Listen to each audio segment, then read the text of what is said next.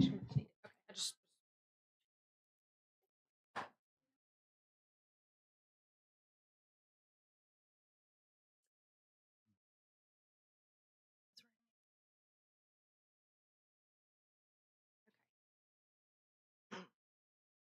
just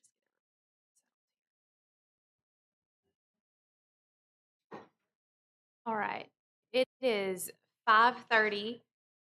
So we are going to go ahead and get started. I am going to call the meeting to order, and then Drew will call the roll. But before we do that, I just want to make a note.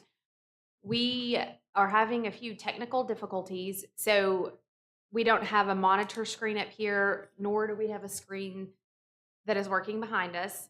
So we're just going to figure it out. I feel like it's going to be a little chaotic, but we'll get through it. But we'll make sure, everybody has what they need if we have to pass around paper copies. And obviously the commission gets a report several days in advance of this meeting. And so we're just not going to be as technically savvy as we normally are. So with that, we will call the roll. Rebecca Fincher. Present. I'm Drew Spurgers, and I'm here. Ethan Reed. Present. Lori Quinn. Here. Mark Ferguson. Present. Alexander Bainey. Absent. Jensen Tilkey. Here. Jay Winborn. Here. Brooks Davis. Here. And Tanisha Roundtree. Here. Great. We have a quorum. And we'll just make a note that we would like to wish Alexander and his new bride congratulations and best wishes, as they were married over the weekend and are on their honeymoon. And so congratulations to him. I hope he is having a great time. So with that, if you had an opportunity to review the minutes from August 19th, I will take a motion for approval. Motion to approve. Second. Got a motion and a second. All those in favor, please say aye. Aye. Anyone opposed? All right. The minutes from August 19th stand approved.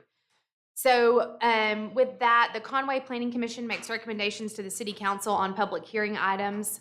Items reviewed on this agenda will be considered by the City Council as early as September 24th, 2024.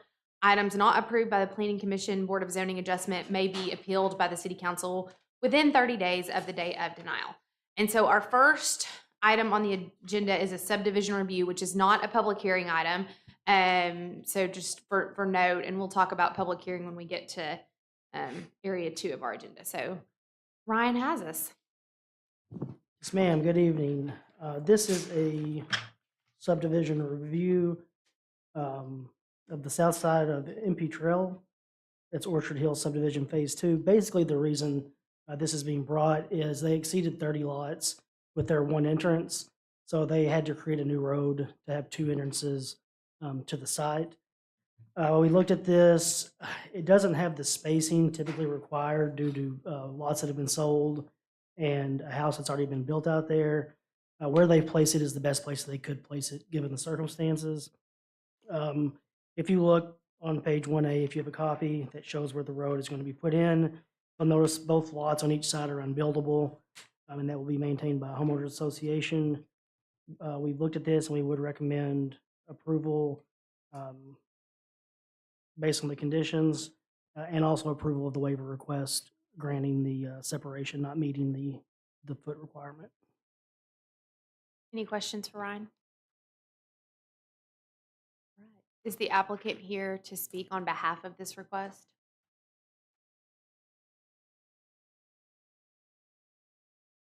Name and address for the minutes, please. My name is Patrick Hickman, ASW 240 Skyline Drive, and I'm the authorized agent for this. You are good with all of the conditions? Yes. Okay. Any questions for Patrick? All right. Well, with that, I'll bring it into commission for discussion. Make a motion to approve with the conditions and corrections listed in the staff packet. Second. I have a motion from Ethan and a second from Lori. All those in favor, please say aye. Aye. Anyone opposed? With that, the motion stands approved. Thank you. Thank you. With that, it will take us to our public hearing items. Just before we get into the public hearing items, there typically is a list of guidelines that are up on the screen behind us. And if I was maybe better at my job, I would have those memorized. So I'll just kind of ask my counterparts to chime in here with some guidelines that help us to have a successful meeting. And we ask that all comments be addressed to the commission. And so not addressing one another this evening, so keeping those to the commission. The way that a public hearing will kind of work for this meeting, we will ask the applicant to speak on behalf of the request, and then we will ask for those in favor of the request to speak, and then those in opposition. We have found that if we can limit our comments to about 3 speakers on each side of that, that helps us to be able to have thoughtful questions and give everyone the time and attention that they deserve. So if you all are here, with the same thoughts and opinions, if you could kind of coordinate your comments, that does help for a thoughtful discussion on behalf of the commission. The first speaker will have 10 minutes and any subsequent speaker will have 3 minutes, and Lauren will keep our time for us. I would turn to my colleagues. Are there any other guidelines that I have missed? Because I don't have that list of 10 things memorized. Well, we'll just all help each other stay honest here. So with that, we will move to public hearing items. And so first off, we have Ms. Lauren with us. Good evening, and I do want to apologize. Normally we have all this on the screen and it's nice and pretty and you can see it, but we're kind of having some IT problems tonight. So this first item for public hearing is a rezone for property at 3310 Prince Street, which is about 650 feet west of the intersection of Prince Street and Country Club. It is the northwest corner of the intersection of Trillium Drive and Prince Street. The current zoning of the site is R1 single family. The applicant is requesting a rezone to O3, which is the restricted office district. On site, there is an outbuilding and a 2,605 square foot single family home. Our city comprehensive plan does designate the area for single family, and it is located in a single family platted subdivision. In the event the property is rezoned to O3, for the use of a law office, traffic impact would be pretty light, of about 37 vehicle trips a day. All egress and ingress would be off of Prince Street explicitly. The purpose of the O3 zoning district is to provide conversion of older structures no longer useful, serviceable, or desirable in present use to the office use, and is to provide appropriate locations for offices in proximity to residential and non-residential zones. The site is surrounded on all sides by single-family subdivision. In the event any parking or expansions, should the structure are added if it is rezoned, anything requiring a building permit will require the site to undergo site development review. The introduction is inconsistent to the zoning within a single-family district, as there's no adjacent buffering or zoning uses in the area vicinity. Due to this, staff recommends denial of the rezoning request because it could impact adjacent properties and is not cohesive with our comprehensive plan. Any questions? Not at this moment. Thank you. Thank you. Is the applicant here to speak on behalf of this request? Hey, just your name and address for the minutes, please. Hello, I'm Emily Walter. My address is 940 Center Street. I am the agent that represents the buyer on this property, so I work for Remax Elite, and we currently have it under contract. Just to give you a background on this house in particular, right now this house is listed for $290,000. It was built in the 60s. Currently, it hasn't been lived in for a while, and it's run down pretty bad. The crawl space has about $30,000 worth of mold inside of it that would have to be remedied. It needs foundation work. The HVAC system doesn't work on it, so that's going to be a $20,000 replacement. So the house currently is sitting vacant with no controlled climate. So over time, this is going to cause more mold issues, termites, rodents, etc. And so my client is planning on, or he's proposing to put his law office in here. He is a trust attorney, so he has a maximum of 10 clients per week that would come in here. And so right now, I know that this city is really big on what they want for commercial properties, and I know they don't like parking out in the front. I mean, we've seen that before. So this one already has brick walls that actually line the front, but if you drive by, you can't see that because it's overgrown. So again, with him buying this, he's planning on cleaning it up, and but the brick wall will be out front. That's adjacent on, or right in front of Highway 60. And then he does not plan to have any additional parking because that driveway is actually long enough. And there's actually a gate that separates that parking from Prince Street with the brick barrier. And so it's not like there's going to be tons of cars lined up on Highway 60 at all. It's actually going to be behind an iron gate. So I do want to address the projected traffic impact at the top of the page. It says that a law office would generate 37 vehicles per typical weekday. That's absolutely impossible for this law office. He's the only lawyer there. He just hired a secretary, and he only sees 10 clients a week total. So, I mean, any other resident will have actually more traffic going in there, any other like single family residents. Okay, so the first buyer on this property was actually going to be a real estate office here in town, and she decided against the property because of the repairs that were needed and the additional cost to add parking for her staff, because her staff has about 6 agents in that office.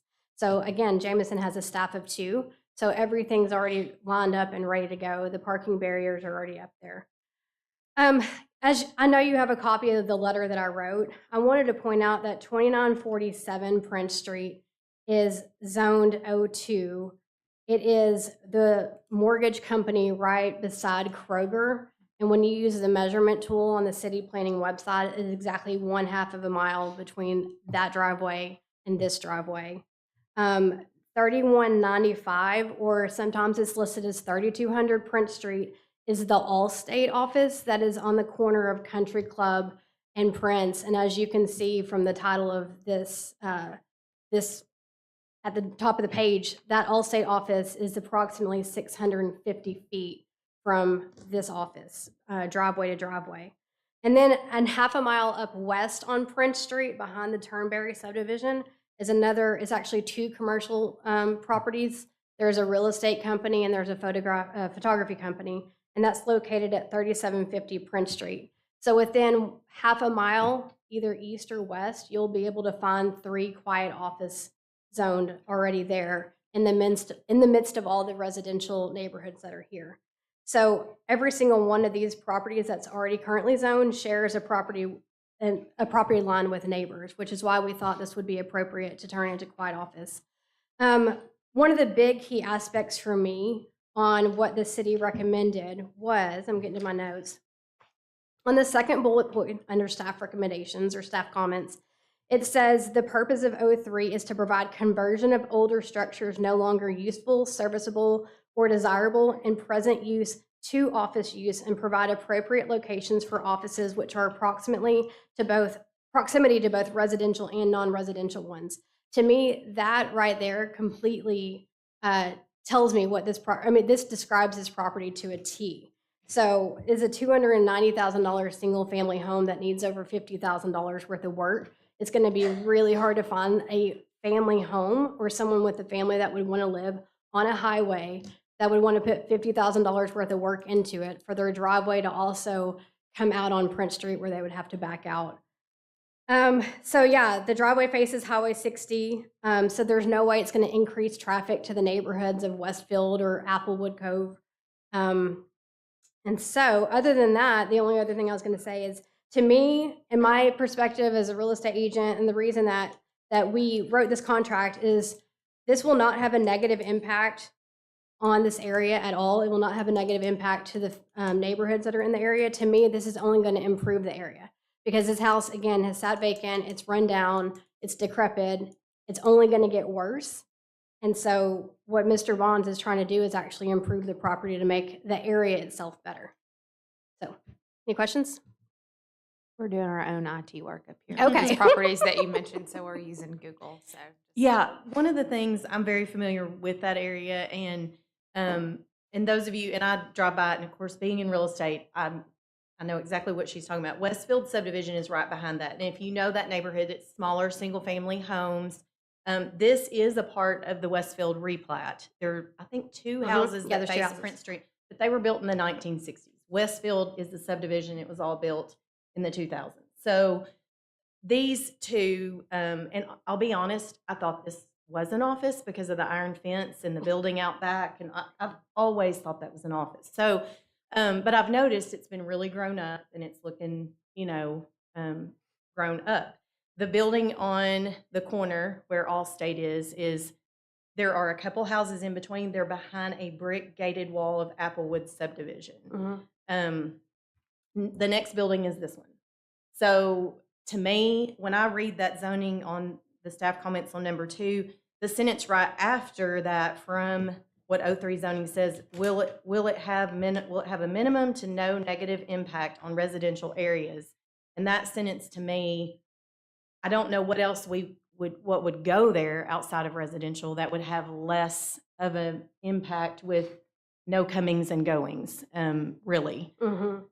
Yes, and the first trust home mortgage company that's over there by Kroger, it butts up to Rosewood, which is Subdivision. another Circle Drive neighborhood. So both of them are one way in. Well, I think there's one way in, one way out on Rosewood, and then Applewood Cove is just one way in and out. So are there any questions for Emily based on some of her comments this evening? Yes, Go ahead. in regards to the clients, that 10 clients per week, Mhm. is that on average or is that just a maximum? So I'm going to leave that question to Mr. Bonds to answer. I Okay. mean, every time I've been in his office, I've always been the only one in his office because he's the only lawyer there. So I mean, just for I don't want to say safety, not HIPAA. What is it? Privacy. You know, you can't have anybody else in there while you're talking to him. But he is here to speak in favor as well. So, oh, there you are. If you want to go ahead and address, just state your name and address for the. Thanks, Emily. Yeah, my name's Jamison Bonds, and my address is 39 Sandstone Drive, Conway, 72034. What was your name, ma'am? Tanisha. Tanisha. Yeah, if I understood you right, you asked, is 10 appointments a week our max or on average, or what does that represent? So we've had an office for 12 years in Fort Smith and also in Conway, and our primary office is in Fort Smith, and I'm there Tuesday and Wednesday every week, seeing people back to back all day long. Our Fort Smith office is by far our more busy office, and in Conway, I only take appointments on Monday and on Thursday, and seeing people on the hour every hour only accounts for 5 meetings each of those days. So at a very max, it would be 10 appointments per week that we would accept at that location. Thank you. Yes, ma'am. And if it's okay, can I go ahead and just make a few brief comments? Of course, yeah. On top of what Certainly. Emily said? Mhm. If it's all right, I've printed up a letter that we circulated to all the neighbors, the list of people that you guys wanted us to send to around 200 feet of the premises. And I think it gives a good explanation about what we would use it for and everything. Would it be okay if I gave everybody a copy of that? Sure. Okay. And then there's also some letters in here from the nearest neighbors in support of our rezoning request that I've also included in here.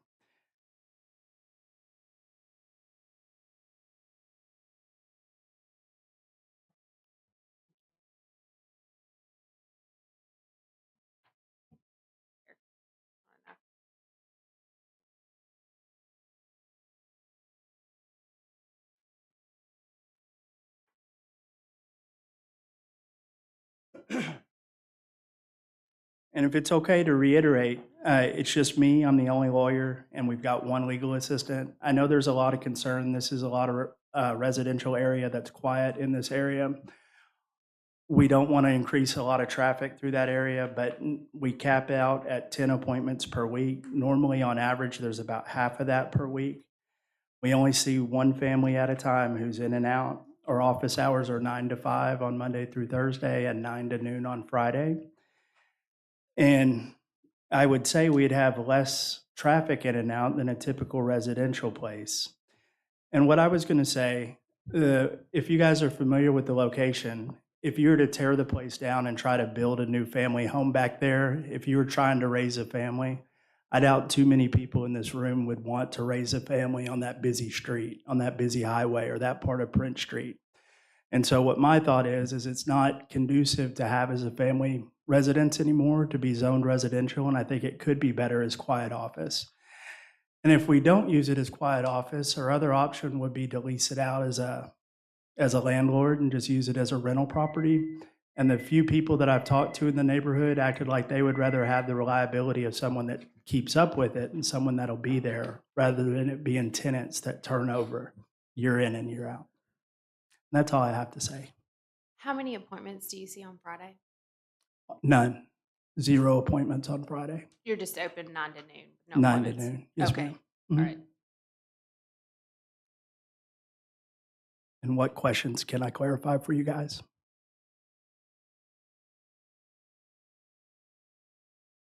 Any questions from the commission? One of the questions I had was about the additional parking for an office, but again, when I drove by, there is quite a bit of paved space. At this point, from what you're saying, you would not make Yeah. changes. But all of that overgrowth where that wall is, that would come out or clean it? 100%. Okay. Yeah, the very front of the place faces Prince Street, and we would hire a tree service company that'll come in there and take out all that undergrowth. It's like a lot of grown-up crepe myrtles and that kind of thing, where we would open that up. But our plan is to keep the architecture the exact same on the exterior, do no exterior modifications other than maybe a new roof at some point and painting trim, and the parking will all remain the same. And all the parking is behind an iron gate and behind a brick wall that obstructs the view for many neighbors. Does that answer your question okay? All right, thanks, Lori. Are there any other questions? I think we're good for right now. Thanks. I appreciate you guys' time and consideration. Is there anyone else here to speak in favor of this request?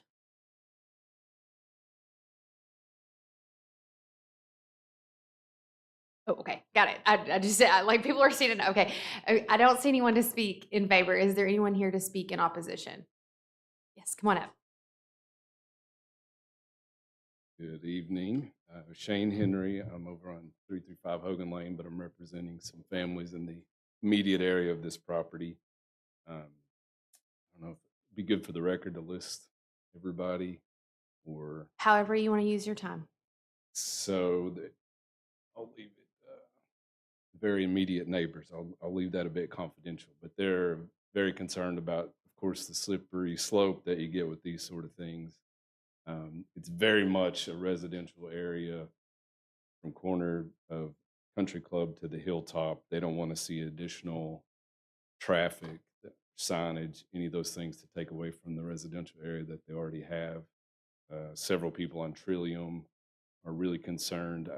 I don't have the measurement, but if you look on the map, it's 30 feet or something, this driveway to Trillium, which is a problem, period. That's going to be a problem however it gets used. But I don't know that anything could be done to remedy that. But it looks like the parking situation would be tough. I know they talked about backing out onto Prince Street. That's probably not going to work either very well. The setback rule for O3, if I read that right, looks like there's a 40-foot setback, but this has the outbuilding that goes up to the back line. I don't know what we do with those sort of issues either. So just some general pushback from several folks. I don't think some of the arguments that they're probably accurate or, Mr. Bonds is probably fine in his business, but what about the next one? And then what about the one next door? And, you start that trend. So I know that a few of the families dispatched me here tonight. I think they're serious enough to go to the council level if they have to over their concerns. Primarily, I guess it's the aesthetics, but then the traffic. And I know it seems like a minimal. I think that's probably true, but it's a wonky situation there. And that's a technical legal term. You can look that up. But I don't know how you're going to get in and out of Prince, and it's so close to Trillium. And I don't know if it goes forward, if there's speaking way out of turn, I don't know if the Trillium folks would let this tie into their street and cut it off at Prince or something. I don't know. That's pretty monumental too, but just those are the strongest general objections. And then I think technically, I'm not sure. Is it really as dilapidated? It looks like it is still in good service for residential and needs some rehab, but I think some of the neighbors are willing and able to buy it, so that argument's moot, that it would be sort of locked up. And then the legality of this setback. Again, if I'm seeing that right, it looks like that outbuilding goes to the very back property line there. I think it calls for a 40-foot setback. And I don't know if that's a variance issue, separate hearing or something for that. But anyway, that's the general nature of those objections.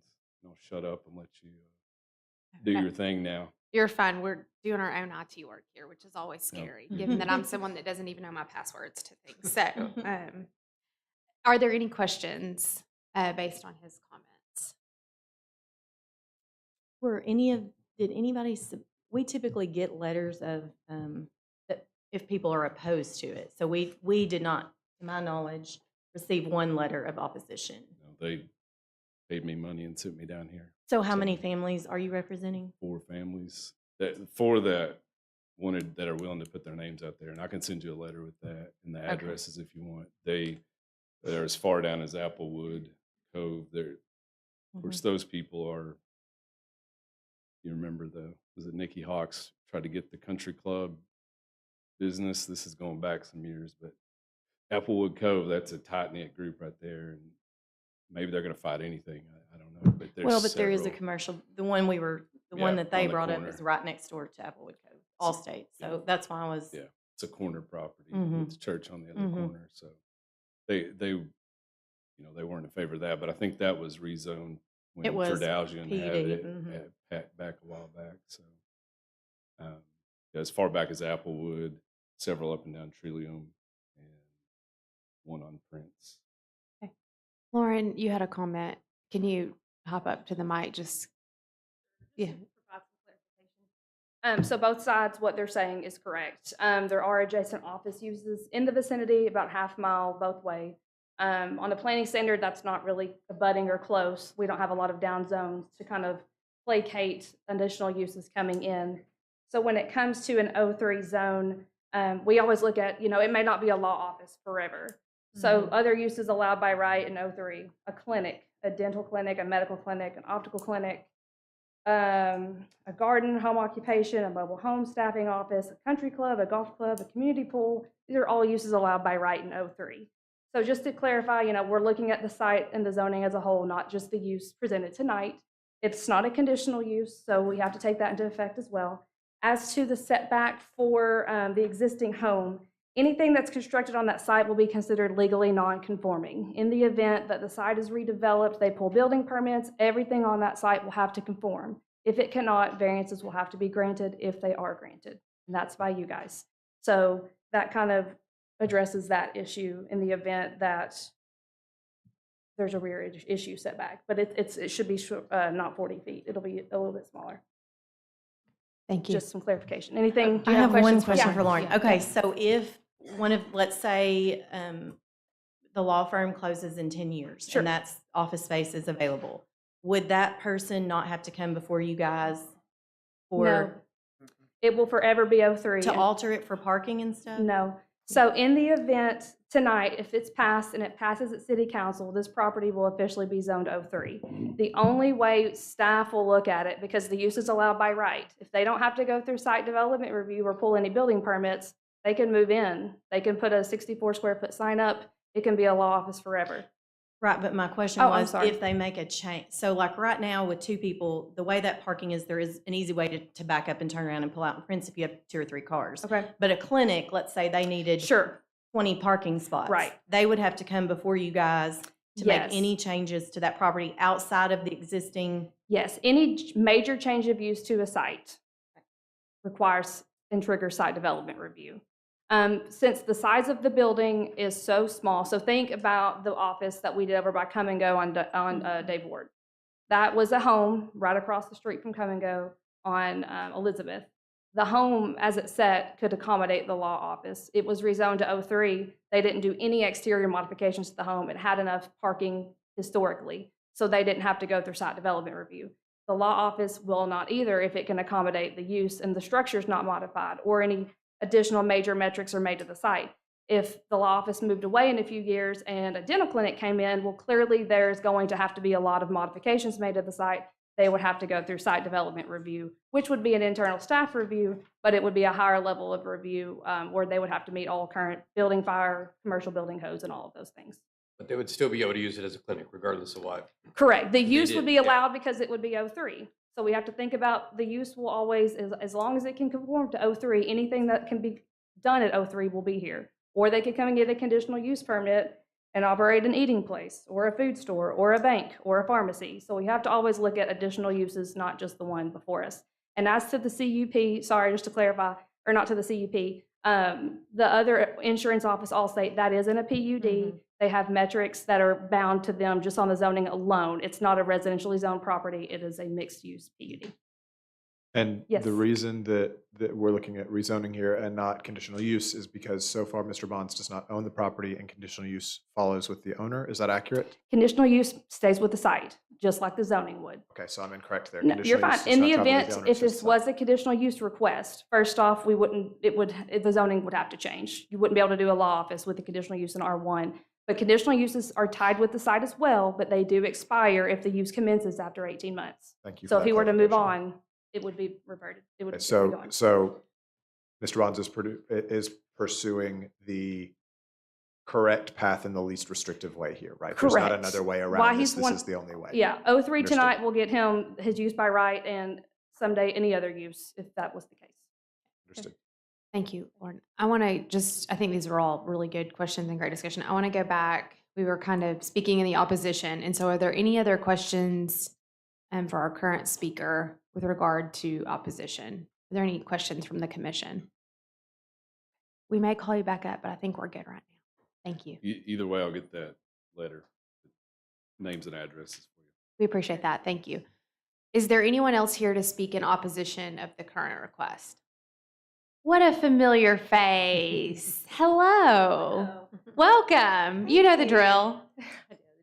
Vesquito, 1015 Applewood Drive. And Commission, thank you for considering this. I do, first of all, want to thank Mr. Bonds. The applicant did send a very informative letter, very polite, appreciate that. All things that you're aware of, I do want to address, the property, the comp plan indicates it as appropriate for single-family development, which it currently is. There is no non-residential zoning between the converted structure there next to Kroger and the top of the hill. We've established that. I do want to address the PUD where the insurance office is. That was initially intended for a complete redevelopment at that corner. That structure was going to be taken down and it was going to be redeveloped and go through site development review. That did not happen. The applicant did ask to reuse the existing structure, which was allowed, obviously, to make the best use of the property. The parking in the front of that structure was achieved by an appeal to a development review variance request.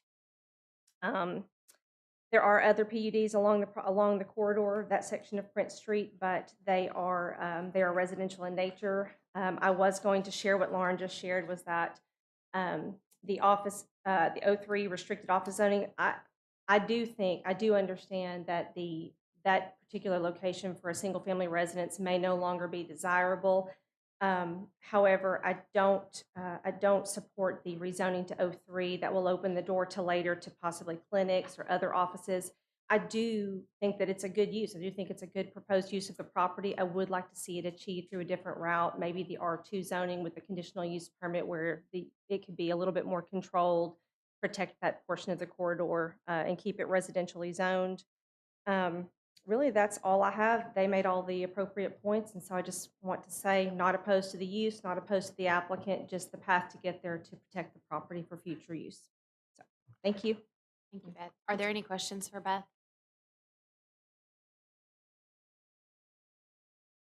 I think we're good. Thanks. Is there anyone else here to speak in opposition to this request?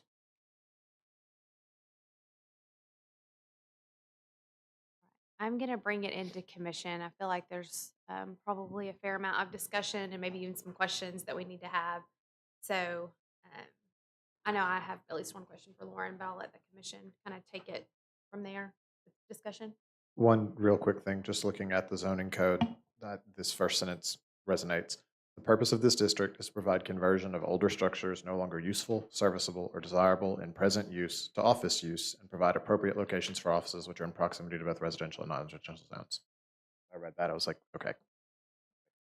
I Well- think what that means is it's touching other office or commercial zones because the one near Kroger is right next to Kroger, so it's touching that. Sure. The other one at the corner is at the corner with the church. Again, it's PUD. So I think really both of those to me don't really play into the decision for this since Sure. residential is completely surrounding it.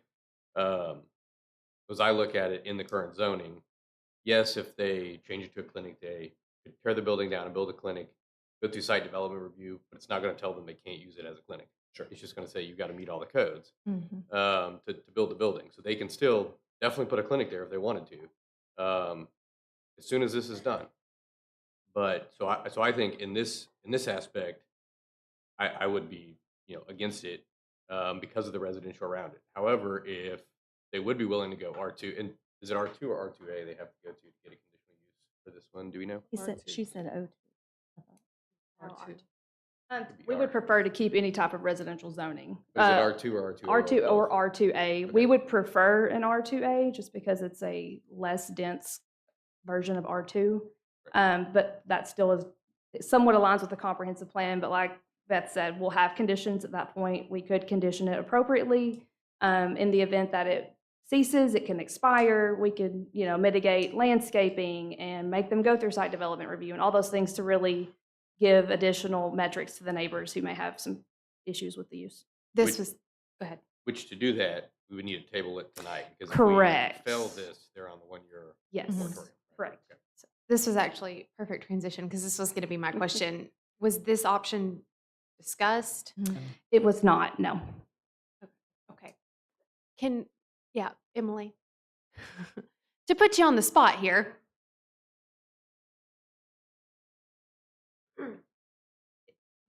Is this new news to you?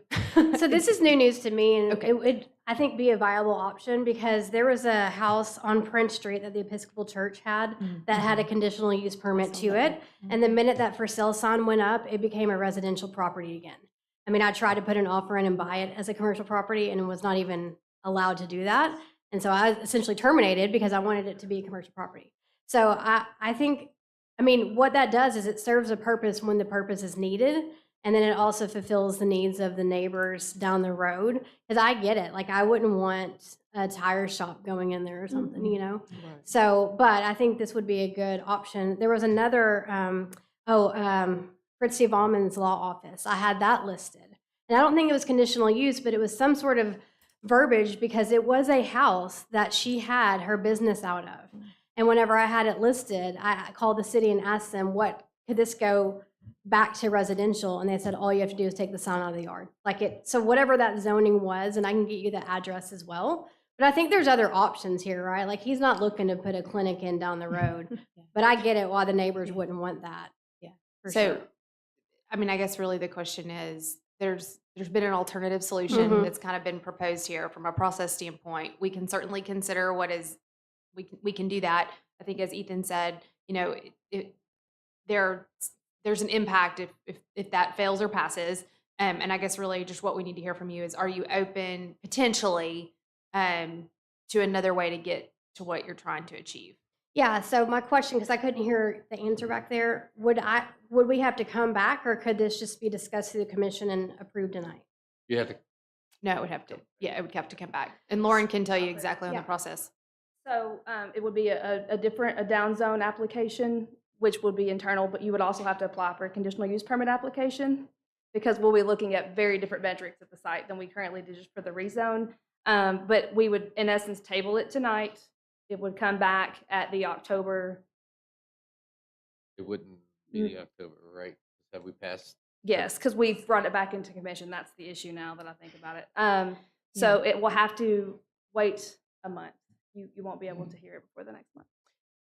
Okay, I have one question Sure. for Lauren. How do we keep this, so for example, tonight, if we knew that there was another option that might be less intrusive, that might be more desirable, is that something just, and from a commission standpoint, so we sat here tonight and listened to all of this, but if we had known, we don't know when we come in that you didn't want those other options and you only wanted this. So from our perspective, how do we make sure, because I understand the real estate side, when you have a property under contract and you're waiting months, and in some cases they've purchased it and they're paying notes on a building, how do we, I guess what I'm saying is, how could we clean this up if we know there's a better, easier, less restrictive, is that the right word, option that might get the same desirable resort? Why can't we present that up front? The bylaws state we have to have a whole nother public hearing. That's, And I have no idea if this would work or not, but I would be open to conditions if you could approve it as is, where we're not waiting and waiting and waiting to see if this contract will go through, this sale could go through. Conditions where it would get zoned O3, but you couldn't add on to the exterior or change the architecture of the building from the outside without coming through you guys and getting approval prior to that happening. But if, We can't condition a rezoning. okay. It'll have to be a conditional use permit. I think got it's you. where we are tonight is it's Yeah. O3. So we either have to say yes or no to that Yeah, Or table. or table, and then you can come back with a revision. right. If we say no, it's got a 1 year. Yeah, So- so I think Yeah. let's maybe bring this back into commission Yes. here. So I think where we're at is that if, and I mean, we haven't polled or anything, but if it fails, it is a 12-month wait period. Right. Now, I do have a question about the comment. Lauren, I don't mean to like call you here, but you said we brought it back into commission, so he has to wait a month. And I just want to clarify, does that mean, sure, sorry, I was just pulling up the bylaws myself. no, you're fine. Is there anything that we could do in the motion that would allow them to bring it back in October? Can we suspend the rules or something? Is that what you're asking? Yeah. Well, yeah, I mean, that's always an option, but I was thinking there.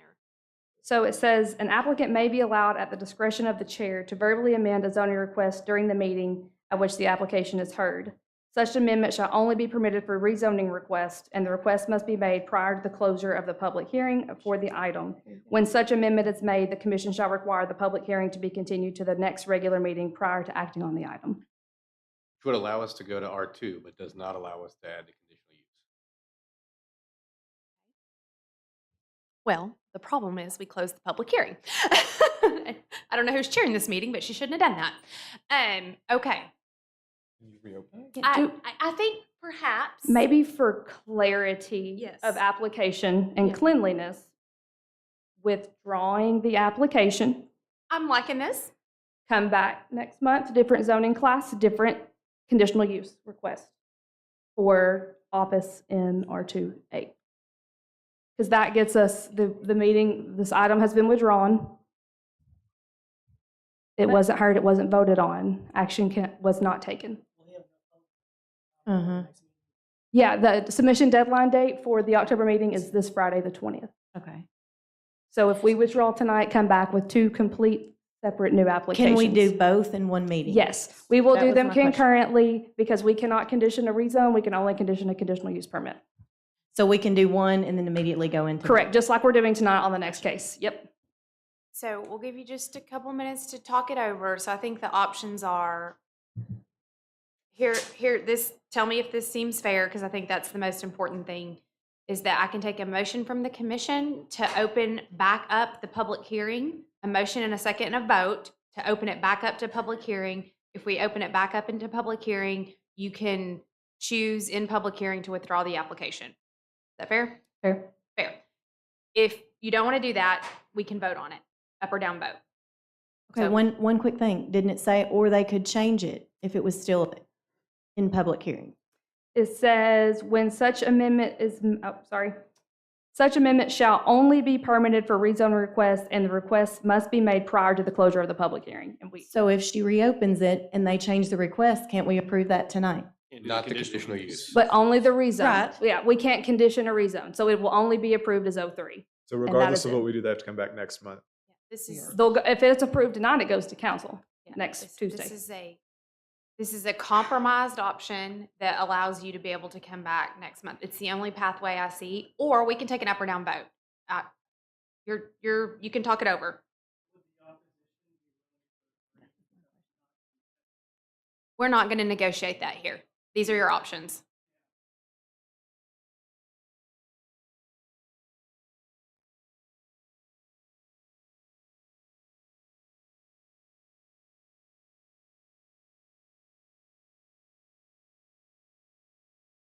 We're not going to.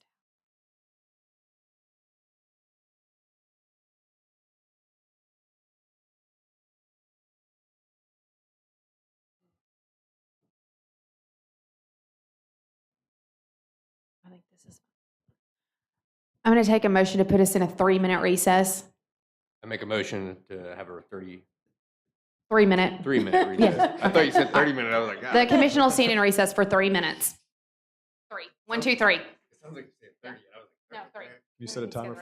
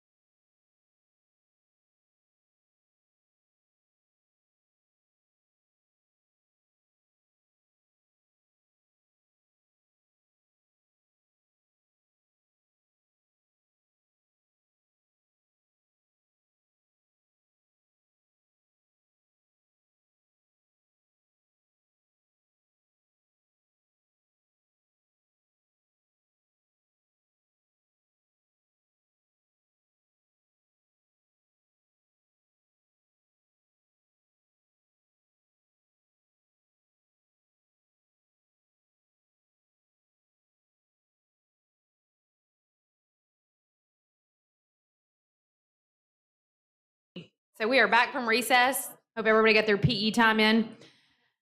So Emily or, okay, all right. Hi, again, Jamison Bonds. We feel confident that the process is going to improve where it's at now and that it's not suitable for residential use at this moment. So we'd like to push forward, even knowing that that would jeopardize us being able to move forward any other way for a year. And if it doesn't play out, we'll just use it as a rental property for a residence. Okay, thank you. I hope that, I appreciate you taking the time to consider that. And I appreciate the planning staff, always appreciate other pathways to potentially get there. So with that, we will bring it back into commission for discussion on the originally proposed application. So commission, where are you at on your discussion?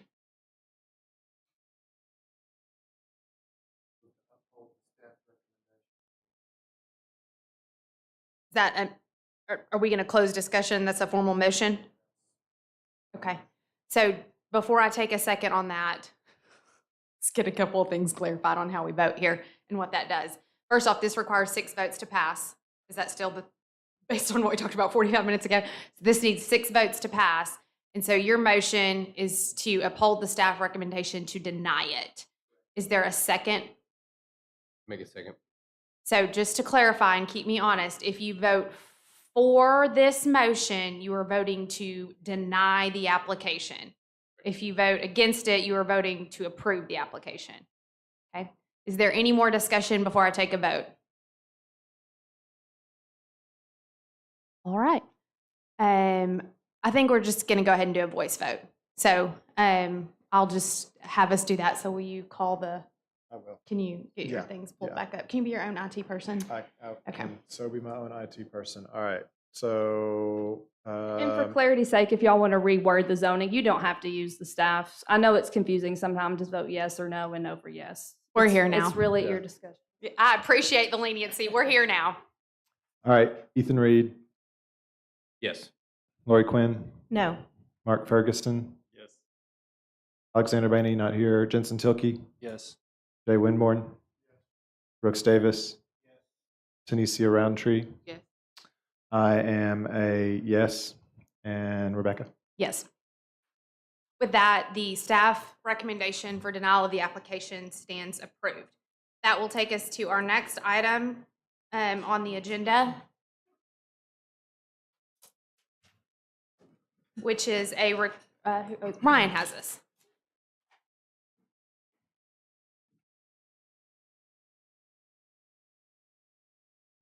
Good evening again.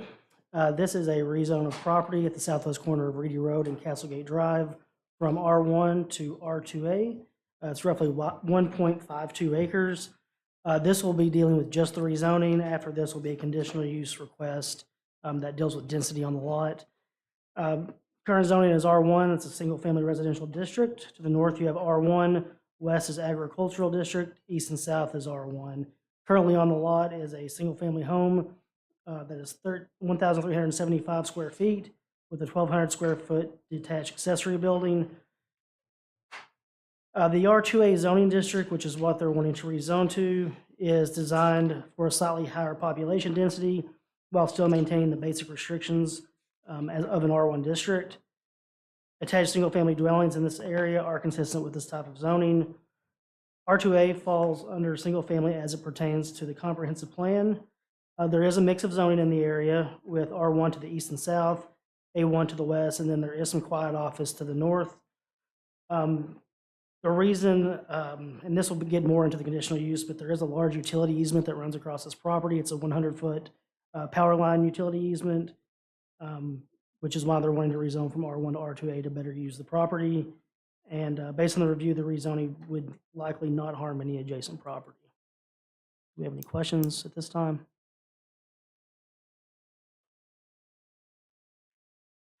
Any questions for Ryan?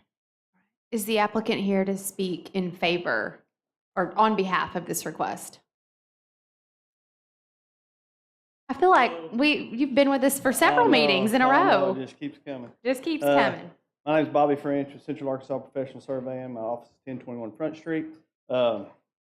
We've been looking at this property. The owner's been looking at this thing for 3 or 4 years with staff. We've had multiple staff meetings trying to figure out a way to develop this in a way that would work for everyone.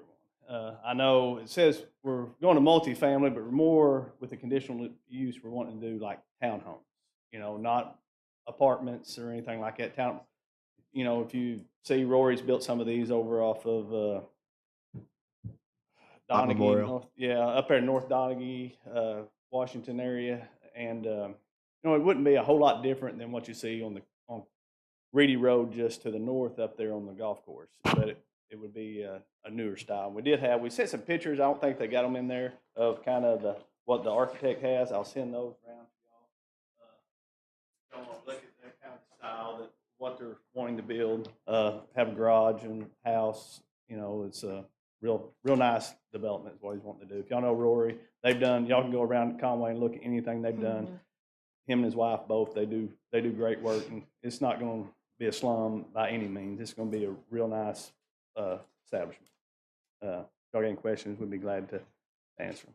And the reason why we went conditional use, where we could do some conditions, I know probably there is other folks here that we're willing to work. They want to make it look nice, and it's going to be the parking is going to be on the inside, so the outside you can see the sod will be nice, and there won't be any parking out on that street. And, there'll be some landscaping and all that stuff along the way.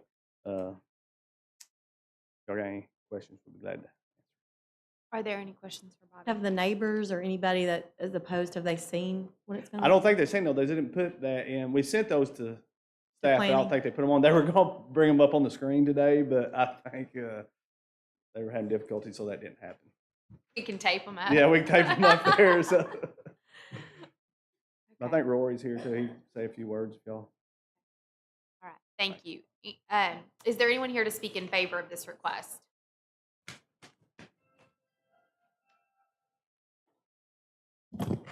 Good evening. I'm Rory Thompson at 2759 Carl Stewart. Thank you for your time this evening.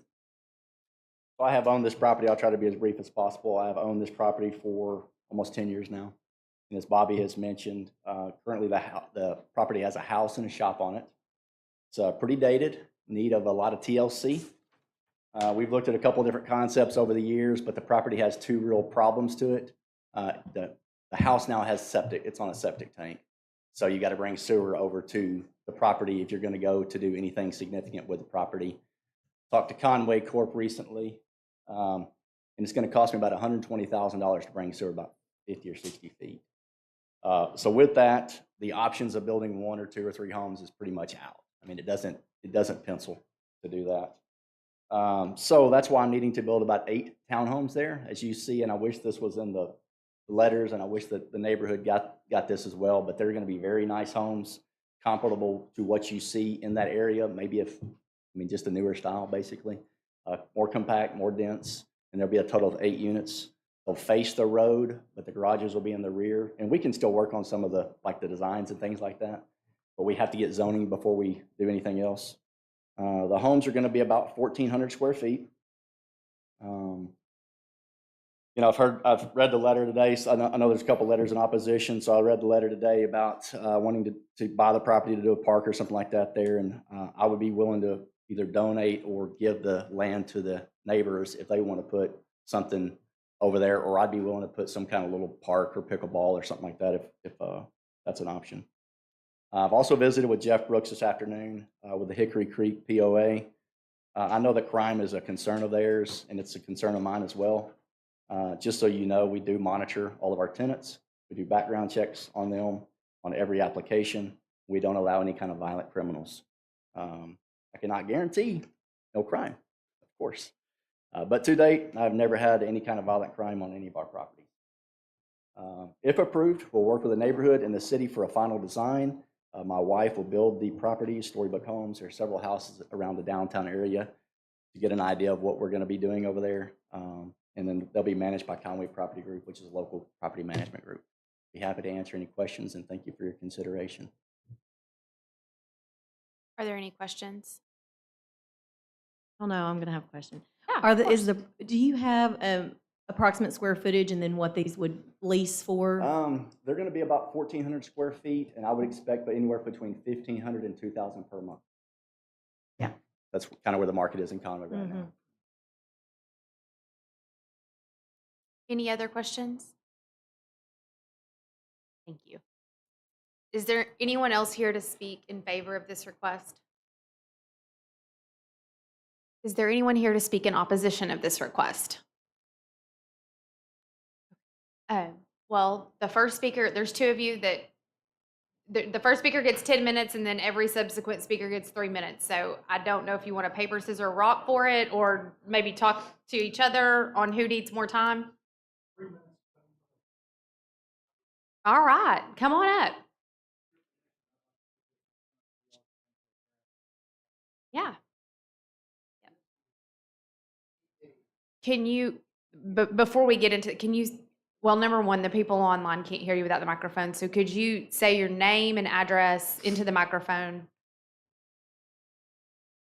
My name is Jeff Brooks. I live at 320 Castlegate in the Hickory Creek subdivision. Thank I'm you. the president of their POA. Thank you. I did visit with him this afternoon, and what we're looking at is because of the way that property is laid out, they're only going to be able to put these housing units on approximately 1/3 of that property. It's a lot similar to the lots that all of our houses are on. So what you're talking about doing is putting 8 units on 1/3 of the amount of the property that we all live on. So Is there any way that you can take it and can we microphone and have the visual? I'm sorry, we need Not a like problem. travel mics. Okay, thank you. This property right here is a property that was grandfathered in, that is R2, okay? I have a brief statement that'll kind of fill you in on everybody's frame of mind. This is only 8 days of going around hitting the neighborhoods. I didn't get one single no from any house that we knocked on the door that was not in favor of this. They were all against it. We don't want it there for 2 reasons. One is the property value, the second is crime. It is a crime attraction area, no matter what you do. If you go on the call for Conway Police, and I took Rory's advice, and I did that on the Weems property. And what I found out was you had a couple of calls right around the corner on the Donaghy unit. You had 1100 right around the corner from where his Weems property is. You had a shots fired, you had a hit and run. Any of the other apartment areas on the Dave Ward Drive, any of the ones that go into the apartments over there off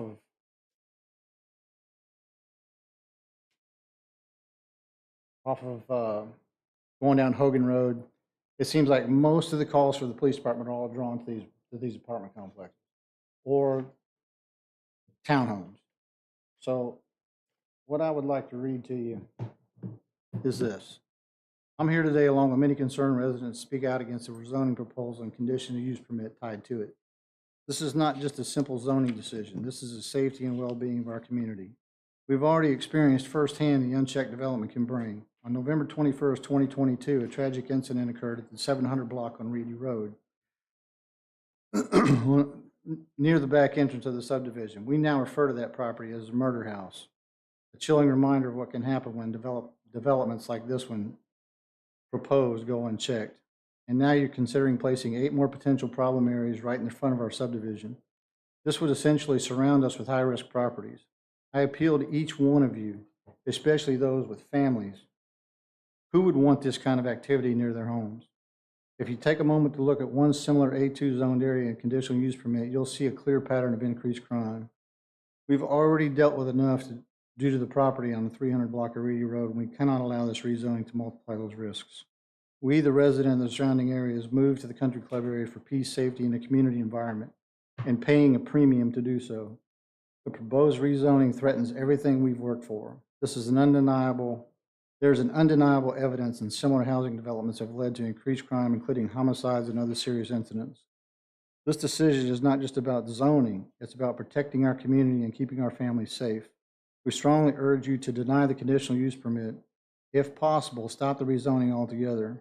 We are ready to rally our neighbors to oppose this at city council meeting if necessary, but we hope you'll do the right thing now and prevent this from moving forward.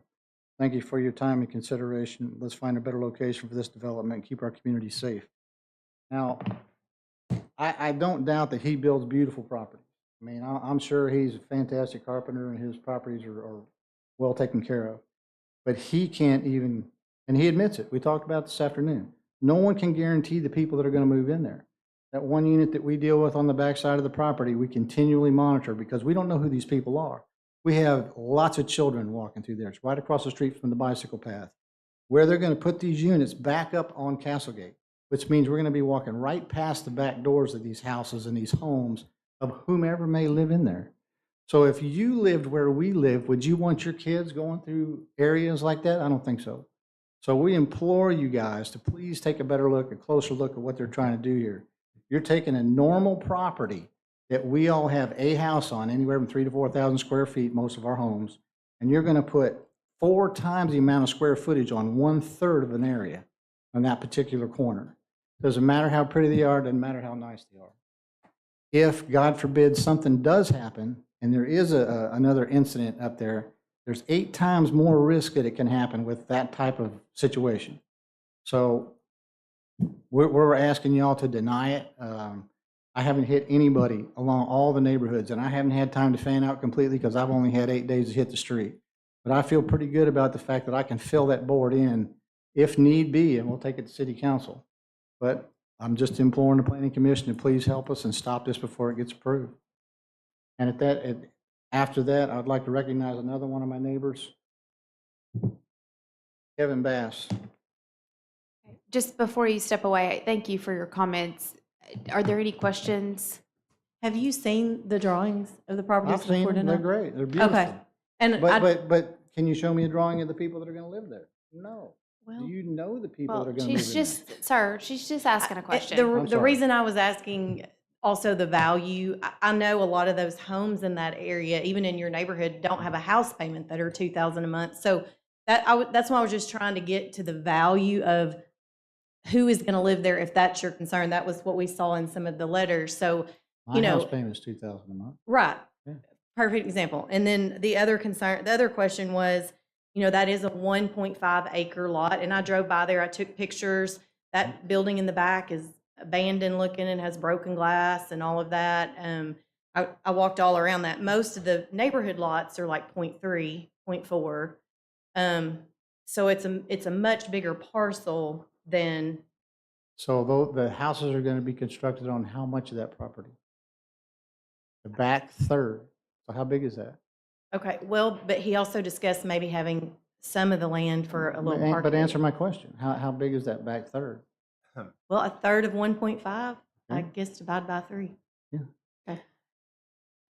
Yeah, I think those are good I mean, questions. but doesn't that seem like you're cramming that into a very small area that backs up right next to our subdivision? And so now you have a bunch of people lined up on that street where kids are playing, kids are walking by late at night, early in the morning. Again, you're coming, we've already been through a tragedy 2 years ago. I was one of the ones that responded when those 5 shots went off. I mean, So- even to this day, that murder's not been solved.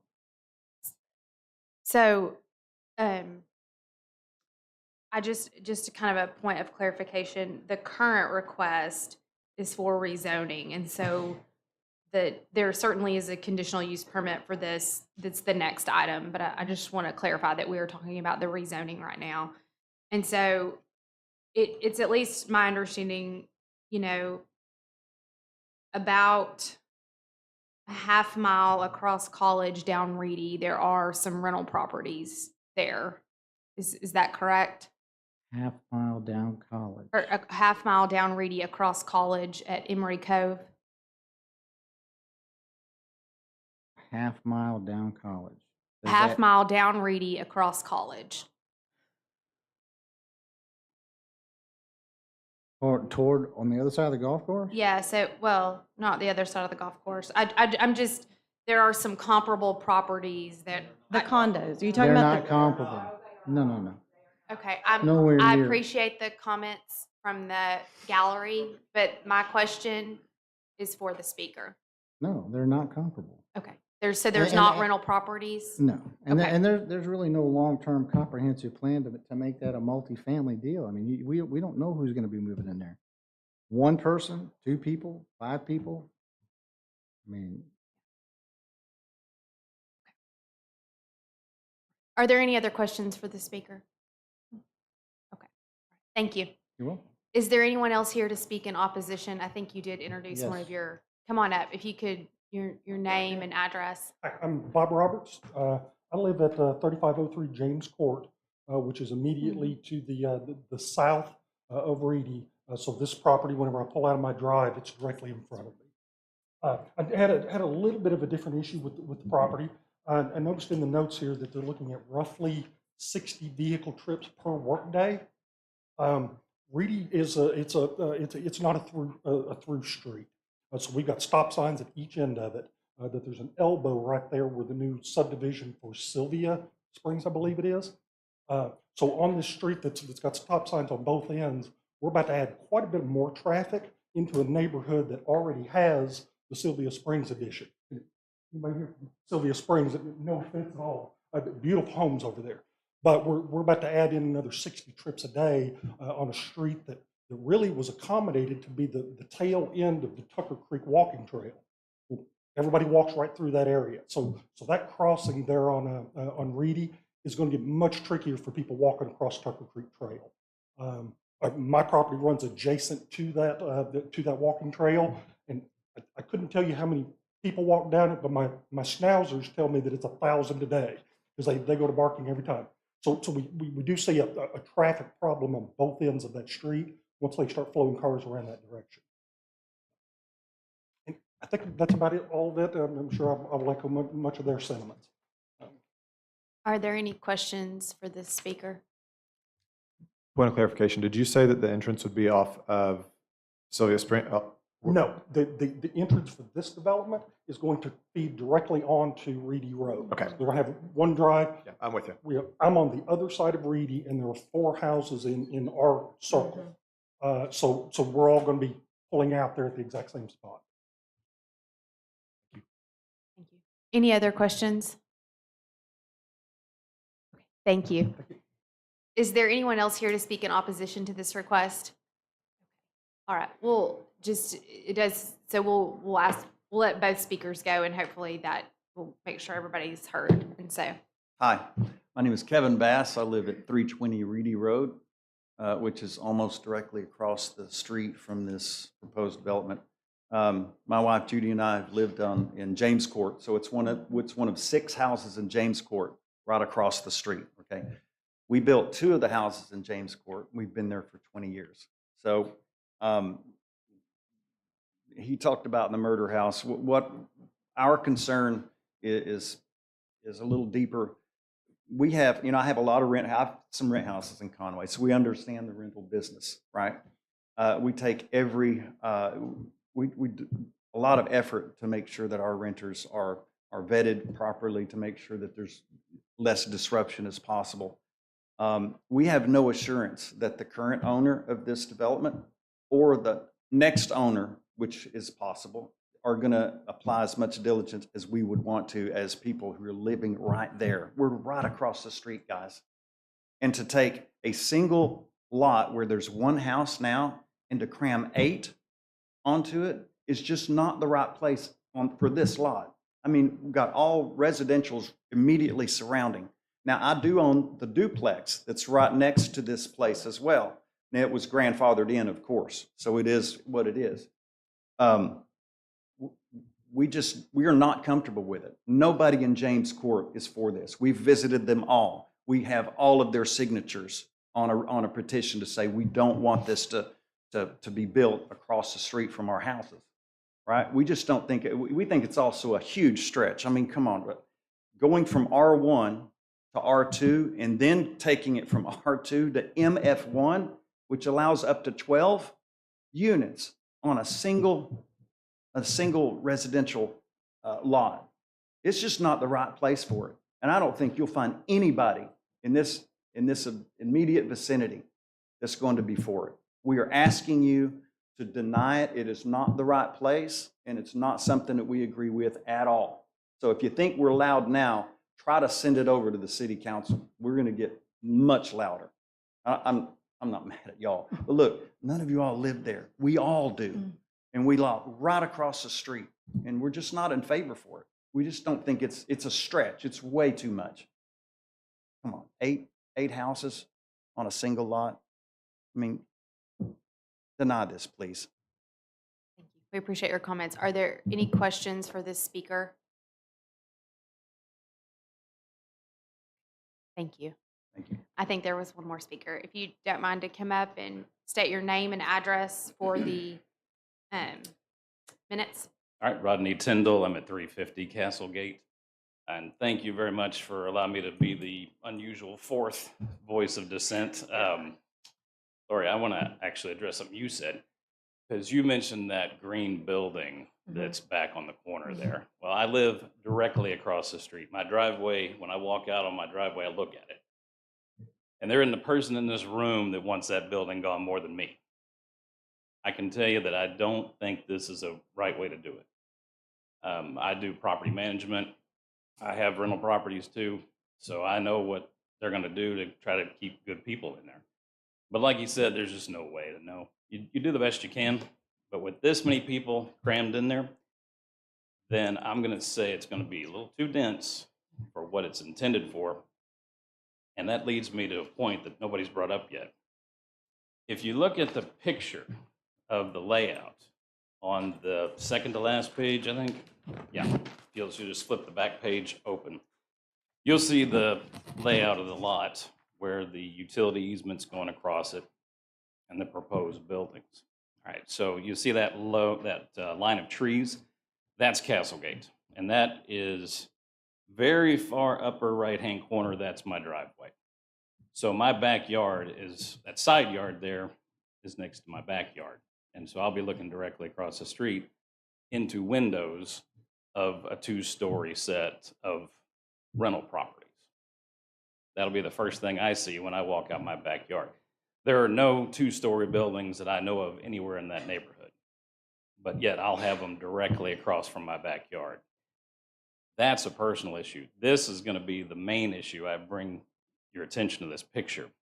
Those trees, there's no fence there. And I see a walkway proposed. Now, I don't know if the front, because I have not seen the picture of this development either. This is new to all of us. But that walkway appears to be access points into the homes. What is going to stop people from parking on that street as people who live there or guests from taking up the entirety of Castlegate right there, parking their cars to go visit people in these homes or the people who live there because they have multiple people living there? Because 2,000, there's one more point on this I'll just throw on there. 2,000 a month sounds great because it's like, oh, only rich people are going to live there. Not necessarily. 4 or 5 people can come together and come up with $2,000 a month. I've personally rented to roommates because they couldn't afford the $1,600 a month I charge for one of my rental properties. When we look at that level of density, now we're looking at a car for each one of them, and we're looking at where are they going to park. And I can tell you, it's going to be across the street from my house and around the corner. And I think that's the end of my time. Does anybody have any questions for me? Are there any questions for the speaker? Thank you for your comments. We appreciate it. So with that, we do have 2 agenda items, and I've got multiple screens and a paper document up here, so I'm trying to do my own IT work here. And so we do have the first item to consider is the request for the rezone of the property.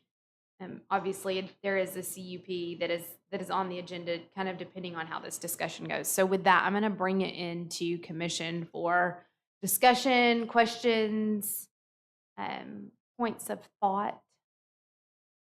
So just with the R2A, how many houses could they get on there without doing the conditional use permit? With the power line like it is, if the power line didn't exist, they could get 6. With the way the power line is, they could get 4. So without the power line, they could be up to 6 buildings? 6 units. And what did he say the sewer would cost? Does anyone remember that without having to call him back up? I think he said over 120. 120. Okay, that's good. We remember the same number. Okay, 120. When you say 6 units, is that's 6 independent, not 12? That's not 12. That's 6, right? 6, okay, that's 6. correct. Okay. Like, Without the power line. it's just like when my trainer Right. says do With the one power set, and it's line, they're really likely 2. to get 2 duplexes there. So 4 units. 4. Okay. Okay. Can I, Yeah, go ahead. relevant point for discussion. I own property that shares parking with another development of Mr. Thompson's very similar to this. And I want to honor and hear what everyone's saying about concern of what could go there. I think we also have to carry this in mind with 2 things. None of us know who's going to end up in any property next to us, whether it's rented, owned, or what the cost is, because 5 or 6 roommates can get together to rent a 5,000 square foot house as well as they can a 1,400 square foot duplex. And I would just like to be on the record here with saying that Mr. Thompson's properties, they've been great neighbors. I've never had a single issue for a development just like this. I just wanted to bring up, I think those of us that have been on here more than a year, we dealt with this same issue over across from the Hendricks Village, and there was a lot of concern. As a real estate agent, I have only seen that property increase in value, not decrease. You know, there was a lot of fear of those townhomes moving in. What we have had to learn as a commission and as our city, not everyone wants to buy a home. There are people that have plenty of money that want to rent a home, and there are people that don't want yards and don't want to maintain those. That was something I've had to look at through different eyes, being a realtor and also serving on this commission, knowing the price of land now and the development cost of land probably is the bigger thing, not the cost of land itself. But I would say very few people could afford to build a single family home and spend $120,000 on sewer. And so we have to look at Plus the cost of land. plus the cost of land, plus the cost of development now.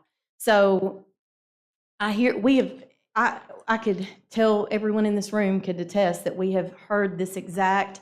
I have yet to have anyone come back to us and say anything other than what Drew is saying right now, that those developments ended up being great neighbors and great development. I'll just say personally, looking at it, it looks terrible like it is right now. And I went again today to do a drive-by and I took pictures, but that, if I'm selling your house across the street, if I'm selling Rodney's house, I don't want to look out at that. That's going to be a detriment to his home value much more than properties that are leased. That's just my opinion on this. Since my name was brought up, Yeah. I'll go ahead and mention, I bought that house back in February. Right, and you bought it, but did you pay? Did I pay for it? Yes. No, did you pay full price for it? Yes. Okay. A friend actually came to me. Well, you and I both know what is full price.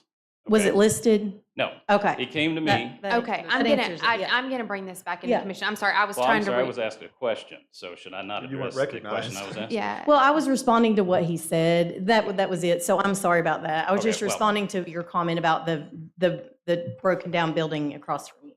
Well, I bought the house knowing that there was a murder house. I bought the house knowing that there was a green building across the street. If I had known that you wanted to put 2-story apartments across the street, and I know we can say, not apartments, but they are, I would not have bought the house. I can say that. That's fair. That's fair. Now, because we both know disclosures, we both understand, I'm a realtor too, by the way. We both understand disclosures, and that is there anything that would keep somebody from wanting to buy this house? Well, if I go to sell my house now, I get to say, well, this commission just approved there to be Are you some sure you rental want to say properties this built publicly? directly across the street. So I get to use that as a disclosure now, if I want to sell this house, Mm-hmm. should you go ahead with this. Thank you for your All right, comments. thanks, good. Thank you. Appreciate it. I'm sorry, I was distracted And, reading. and that. I'm wrapping up. One No, last you're fine. sentence. Go ahead, Lori. Overall, we have to look at this. We don't want a lot of vacant, rundown things sitting anywhere. And even earlier, all of you were sitting here for the Prince Street. I don't want a house sitting on Prince Street, not functioning and abandoned and mold growing in it. That doesn't help the neighbors. It doesn't help us. So I've had to look at things differently and look at things from a different perspective. So the reason, we're here looking at this tonight is because it's an option. It doesn't mean it's the only option. And that's why we will be asking some questions, just like we asked, what's the other option with a different zoning? Yeah, I think that's fair. Are there other comments from the commission? Just to clarify, right now, we're considering the rezone. Yes, we're only consider the rezone. And where I was looking a moment ago, I don't know that we read these out loud, but just bullet 2 and 3 on the staff comments, that the proposed rezoning is in conformance with the comprehensive plan, which calls for single-family residential area, and R2A falls under single-family as it pertains to the comprehensive plan. And so I think, to Lori's point, those are items from the planning department that we have to take into consideration tonight, along with all of the other comments that have been made. But the zoning has to be changed to R2A first. So that can happen without the multifamily being They are approved? 2 separate votes, yes. Okay, That's- and then if, just for clarification, could you tell us what other options would be if we just approved the R2A zoning? What would be something that a developer could put there that was not multifamily 8 units? I think that's a good question. By right, they could build duplexes on those lots. They could split the lot and build 2 duplexes. 2 duplex, so 4 units total. Mhm. So that was my earlier question, and I couldn't get my Google Maps to work. But just, when you look down Reedy at Emery Cove, I think there are multiple duplexes about 0.3 miles down Reedy, you have to cross College. It is on the back of that golf course, but I think there are duplexes there. So.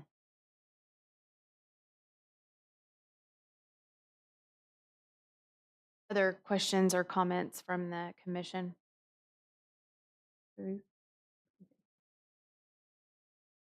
We'll go ahead and make a motion to approve the staff recommendation and approve the rezoning from R1 to R2A.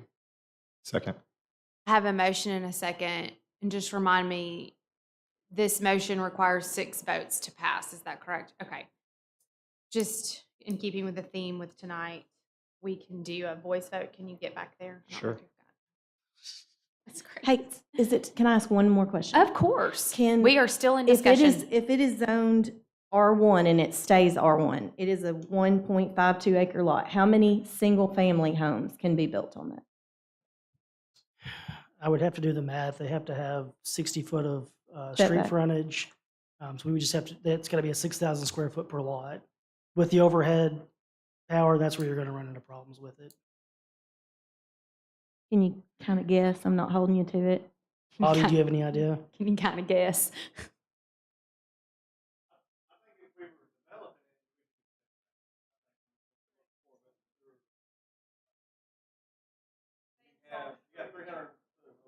Right, they would have to build a street.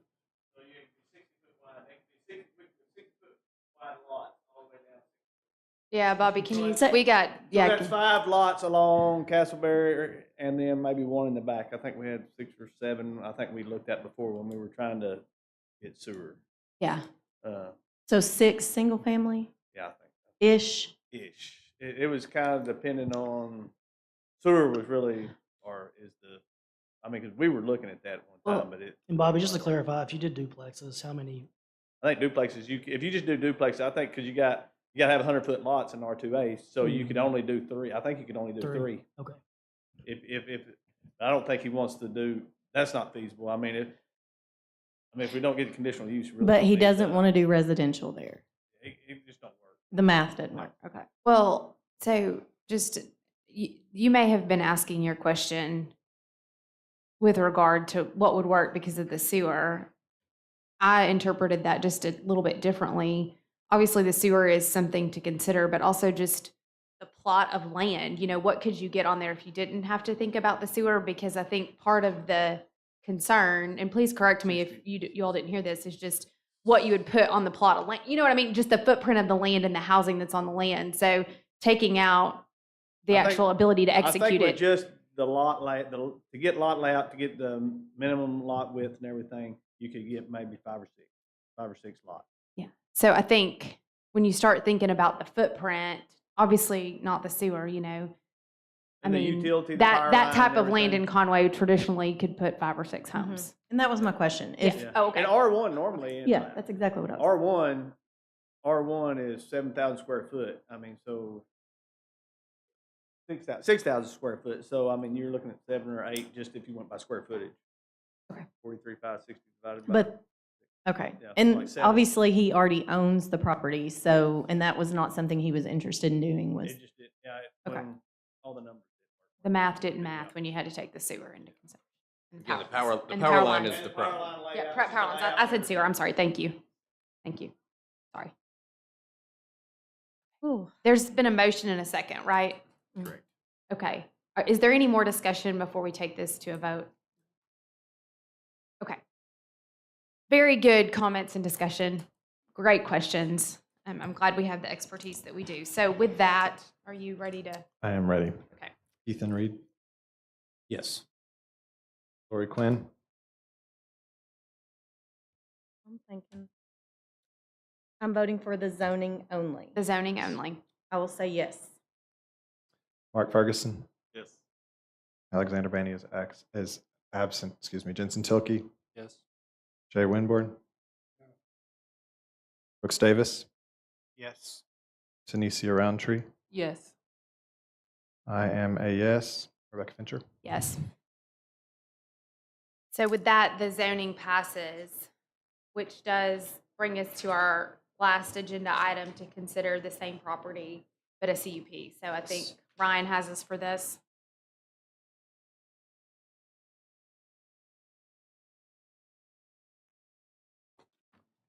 Okay, last one for tonight. We've been talking about this property already. It's 377 Reedy Road. What they're proposing is a density change to MF1. It's going to cap out at 8 total dwelling units. Let me just read through the staff comments and then you guys can get back in your discussion. One, the development is limited to a maximum of 8 total dwelling units. Access shall be limited via driveway from Reedy Road. The building's primary exterior should be composed of brick, rock, or a cement fiber board product. Vinyl siding as a primary cladding material shall be prohibited. Vinyl siding shingles may be only used on gables and dormers. The development shall be subject to site development review in accordance with Article 10 of the zoning code. The property shall be platted in accordance with the subdivision ordinance. Enhanced landscaping shall be provided along all property lines at the ratio of 1 canopy tree every 20 feet or understory tree every 10 foot. And additional shrubs installed in the form of a hedgerow shall be required to screen parking, mechanical equipment, and/or dumpster trash enclosure. The conditional use shall become null and void if construction for the use is not commenced within 18 months from the date of approval. All signage shall be permitted and installed in accordance with the Conway sign code. No zoning variance required as a result of the commencement of the conditional use may be requested. Any change to or expansion of the approved use shall require an amended or new conditional use permit. And finally, the conditional use permit shall expire if the use ceases for a consecutive period of greater than 18 months. Again, they are requesting a total of 8 total dwelling units, and staff reviewed this, and we would recommend approval. Are there any questions for Ryan?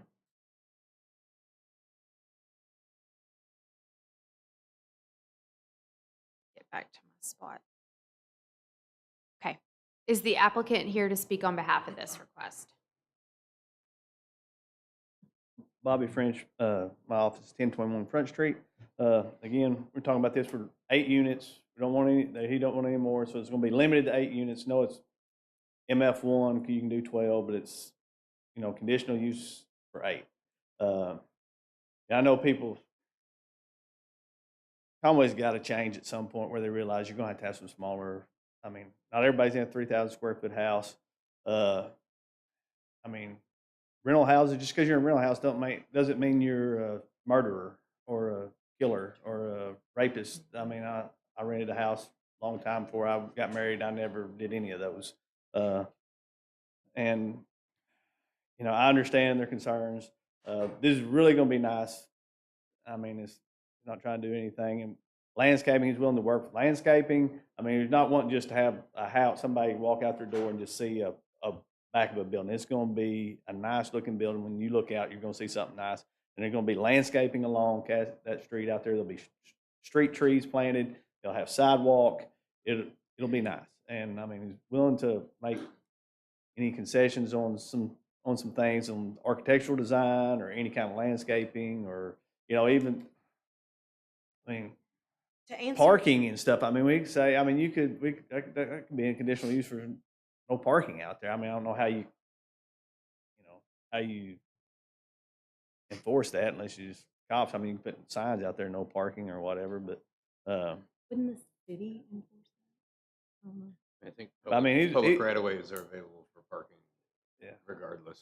but yeah, I mean, they could park out there. As far as that's concerned, I'm sure they have people over every now and then and they park in the street. He wants to be a good neighbor, and they plan on being a good neighbor if it passes. Are there any questions for Mr. French? Thank you. Is there anyone else here to speak in favor of this request?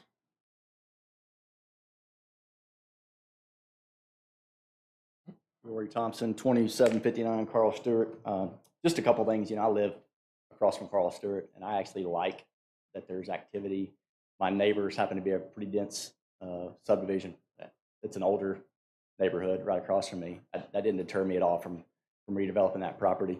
So I just want to say a couple things because there has been a lot of negative here tonight about people in general, and tenants are good people. Tenants are families. Tenants are people that are looking to move to Conway to have a family, just like the people who can buy a house. And so I just kind of want to make that statement because there's been some things, and yes, they can cause crime, but you know, when you fill an application to rent a place, you actually fill an application and a criminal application out. When you go buy a property, there's none of that. So I hope and pray nothing ever happens over here, but that's just, you know, there were some comments about Donaghy and things like that. Yeah, there is crime, guys, but we're in a growing city. And I would say this, just the last thing, and I'll do whatever the guys want to do, the neighbors want to do as far as working with them. I want to be a good neighbor.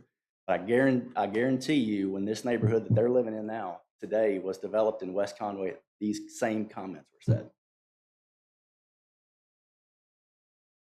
Are there any questions for this speaker? Is there anyone else here to speak in favor of this request?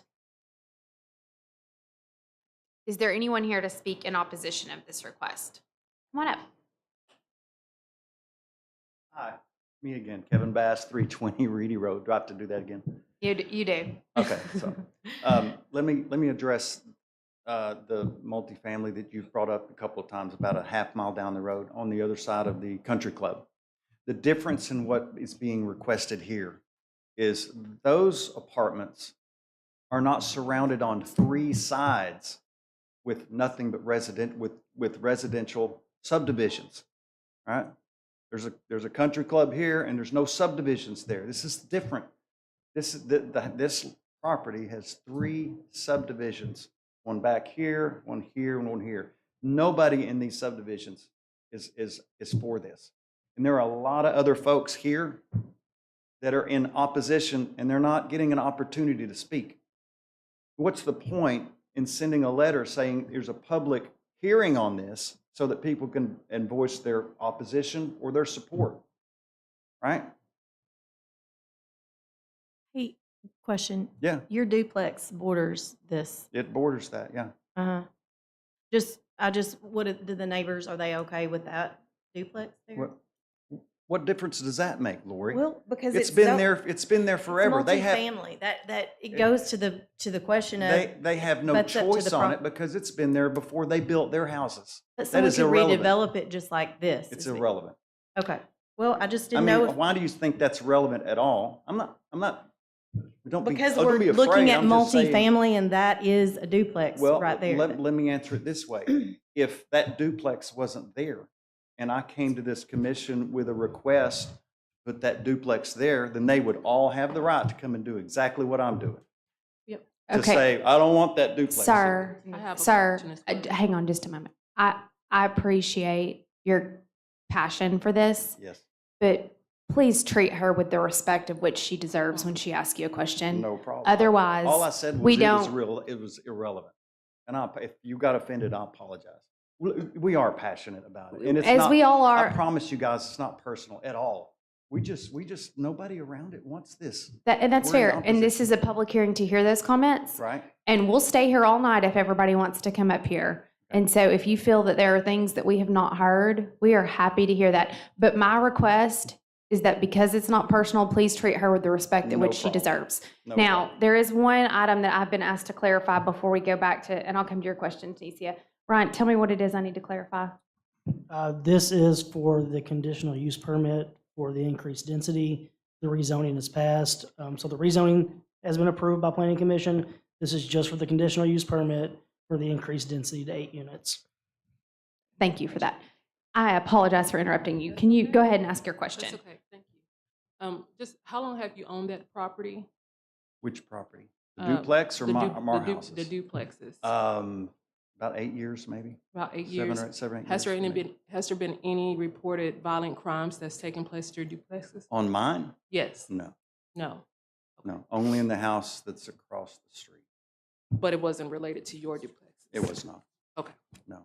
And I just want to reiterate one last, I think the biggest issue that I have is what a stretch it is going from R2 to MF1 and shoving high-density houses right in the middle of nothing but single-family subdivisions. Please don't let that happen. You've already gone R2, and I don't know what to expect now after that's happened. But please let the next step go. And I'm sure that house, I mean, it's all going to be developed at some point. Yes, that old crappy thing needs to be, whatever that is. I don't know if it's a barn or whatever. It'll come down. I mean, somebody's going to do. I mean, you could build a single house on it. You could put 2 or whatever. But shoving 8 units on that one little lot is just not the right thing to do. Okay. Thank you. Are there any All other done. questions for this speaker? Thank you. Anyone else here to speak in opposition? Yeah. My name is Glenda Reynolds, 3735 Ryan Road. I live off of Reedy, and there's only one way in and out of my subdivision. And there are times when I can't make a left onto Reedy to get out. And I was wondering, with this many units, will it be, make me worse getting out? So that's my concern. Thank you. Is there anyone else here to speak in opposition of this? Greg Cherry, I'm at 340 Castlegate Drive. I am immediately behind this property that is the quote murder property. The issue that we have isn't whether it's a murder property or that there's tenants. The issue has to do with the fact that the tenant owner or the manager is a property manager that did not follow through on keeping whoever was in there, keeping them in line with what the code was. And more importantly, when we had disturbances, when we brought these before the police, we brought it before the management company, they were basically deaf ears with regard to their follow-up. And my problem is, if I have somebody that's there that we can't control, we have no oversight over, I don't want to constantly have to look at my back at 3 a.m. in the morning, 3:15 to be specific, and find out, who was just firing off a rifle or a pistol or whatever. And any of these properties that we're dealing with, whether it's a person that's, renting it individually or whether there's, college students, we can't control what the setting is. But what we can do is at least eliminate the possibility of somebody coming in there that will mismanage that. And that's what we're trying to deal with here is it's our residential area and our value, all that's impacted with regard to this conditional use provision. Thank you. Are there any questions for this speaker? Thank you. Come on up.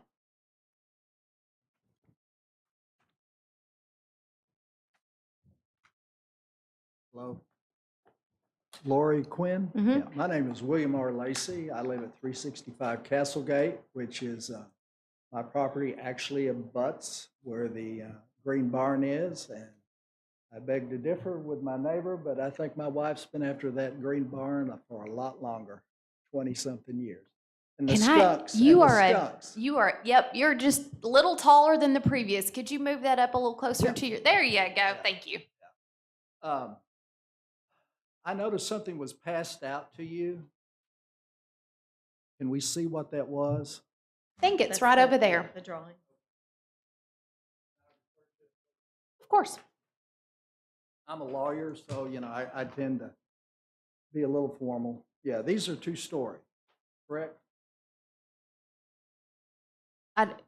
Is that a question? Yes, that's our understanding, yeah. You mentioned down the street is how many stories? Which property? The one you mentioned down Reedy Road across College.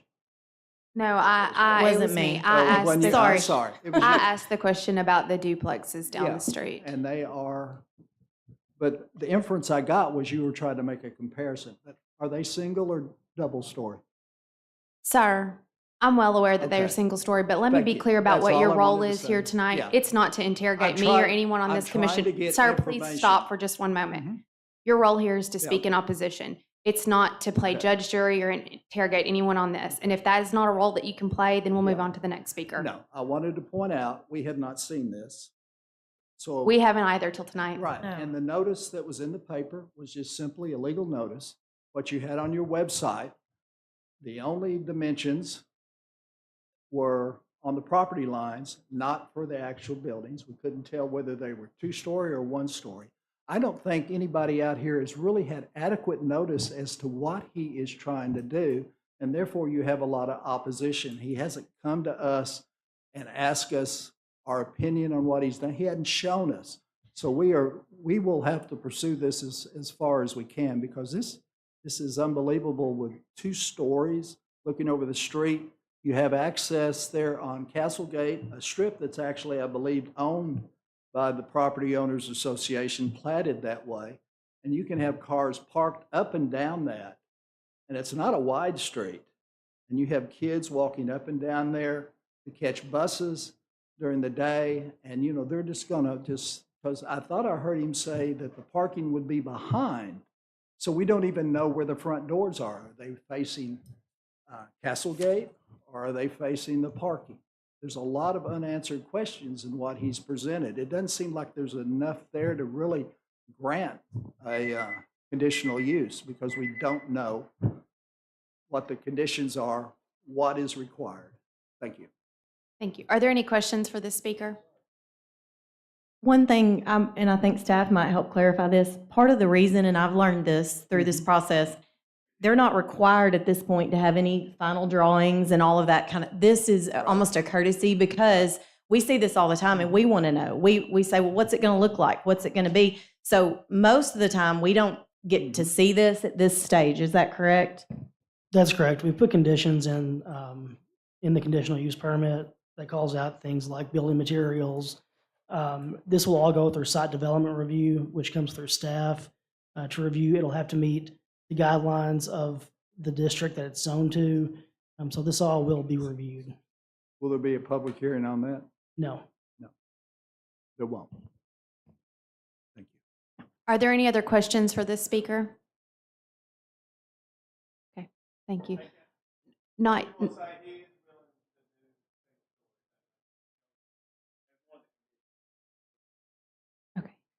mean, if that is a concern of the neighborhood, he's, like I said, he's willing to work with the neighborhood on this. He is willing to make it single story if that makes it more palatable, is one of the things. Thank you for that. Is there anyone else here to speak in opposition? Oh. Okay. Okay, just hang on. I'm gonna let you ask your question, but you need to address your question to the commission, and then the chair will recognize any other speaker. So if you have a question, go ahead and ask that. Okay, yes, I do have a question. I'm just following his, where is the front entrance for these properties? If you could address your question to the commission. Okay, I'm sorry. It's okay. I may just misunderstand. Where is the front entrance on these drawings? Where are people going to walk into the front of their townhome? Okay, Bobby, can you come up to the mic and address that, please? It will be the inside, the north side, yes, This- on the drive. On the drive. Yes, and that can be one of the conditions. I mean, you can put conditions of what type of material, I mean. Hey, and this might be a you question. I don't know if it's a service, that part of it, but to answer the gentleman's question on James Court, if you look at that picture of the aerial, I don't know what page it's on, but it shows James Court, that's on page 18. Their drive comes out, I see what his concern is if those houses come out and it's directly across from where, would that be staggered, or does it have to be? Is that a city thing? Is that a development thing? Because currently the driveway does not come out right in a butt with James Court. If you look at that, here, do you want to see this? Because that's at least one concern we might be able to. Right now, James Court comes out there, and this existing drive. I think that, well, that's further to the north. I think there's a, well, that'd be a private drive, so it's not a public street. I think normally a public street's like 115 feet or something like that required between, offset in between them. All right. Which that would be handled in site development review. Right. So not needed to handle tonight. Thank you, Ethan. Did you have a comment that you were gonna, okay. Did you have a comment, Lauren? Okay. All right. Back to you. I appreciate the question and thank you for coming up to answer that. Is there anyone else here to speak in opposition to this request? Come on up to the microphone. My name's Alan Ward, 325 Castlegate. In reference to this, I moved, bought 325 Castlegate, retiring possibly from ministry for about, I'm 78 years old. I found a quiet street. Dr. Steele told me I'm also a heart patient with cerebral stents. Dr. Steele told me your next visit with me will probably be open heart surgery. I wonder, as a council, the commission, I wonder, has anybody considered the health of those that have invested their life savings into their home? It was a quiet neighborhood, but I just wonder if you have considered the health conditions of those that might be hearing gunshots, as some have said. But it disturbed this heart patient very much because I live across the street from where the murder house is.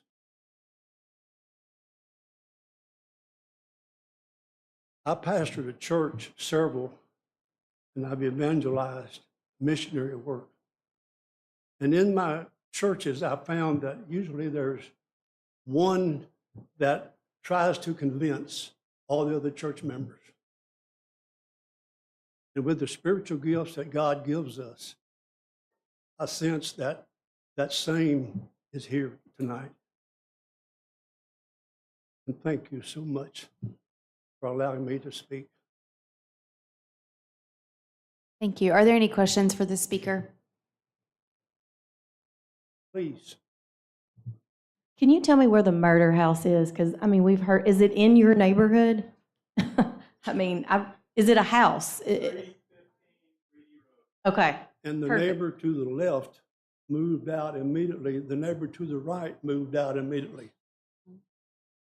And I think that if there's anything that could be considered, reconsidered,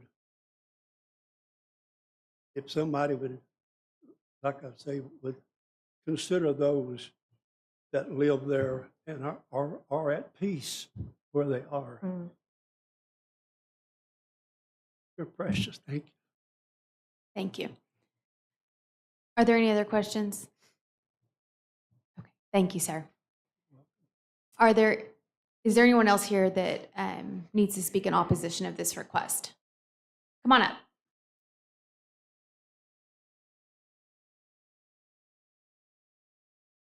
My name is James Wilbanks. I live at 3520 James Court.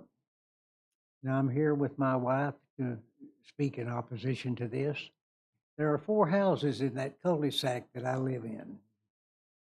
The value today of those 4 houses is a little bit over $2 million. And I can assure you that me and none of my neighbors would have purchased a house there if we had known something like this was going to be across the street from us. That's all I have to say. Thank you. Are there any questions for the speaker? Thank you. Is there anyone else here that needs to speak in opposition to this request?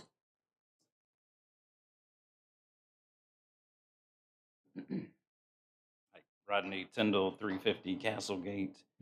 One of the things that was brought up, I've just got a question. So, and that is about the estimate for the sewer. It was what, 150, what was it? 120. $120,000.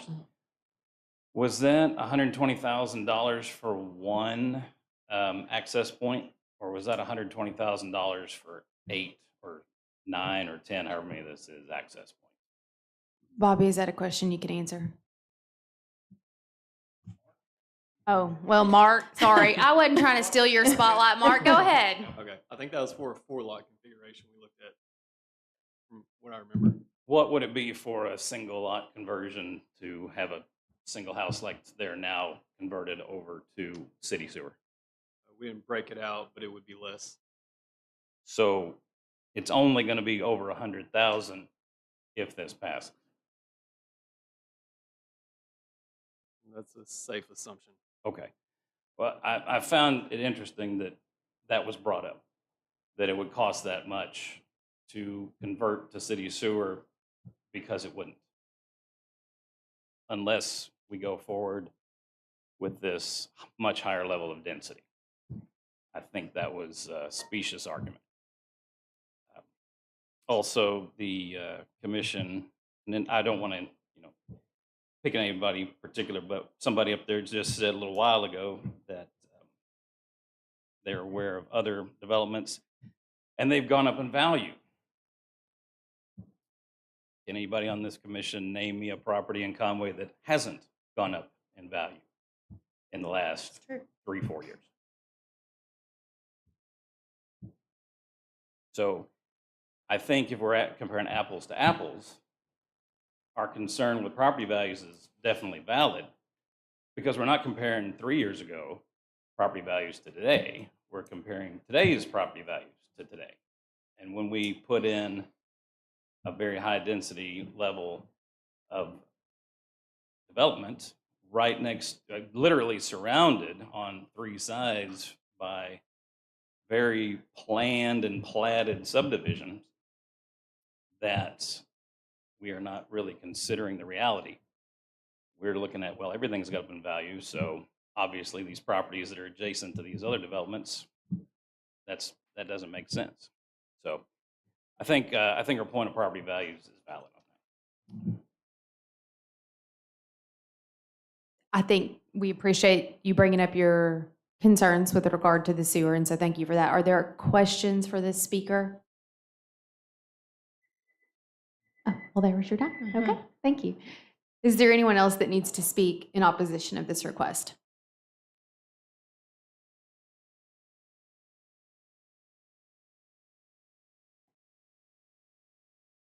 Come on up. We've had a lot of opposition, so if there's anything you want to come back to just to try to keep it fair, I'll just give you a heads up that we'll do that. Just Jason Cole, 3705 Marley, also part of the Hickory Creek subdivision. Just wanted to make it known that there are other people here tonight in opposition that aren't willing to come up here and speak. So just wanted to make that point known. thank you. We appreciate that.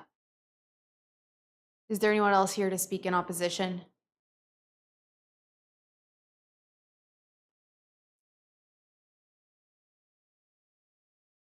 Hey there, I'm Donna Evans. I'm at 345 Castlegate.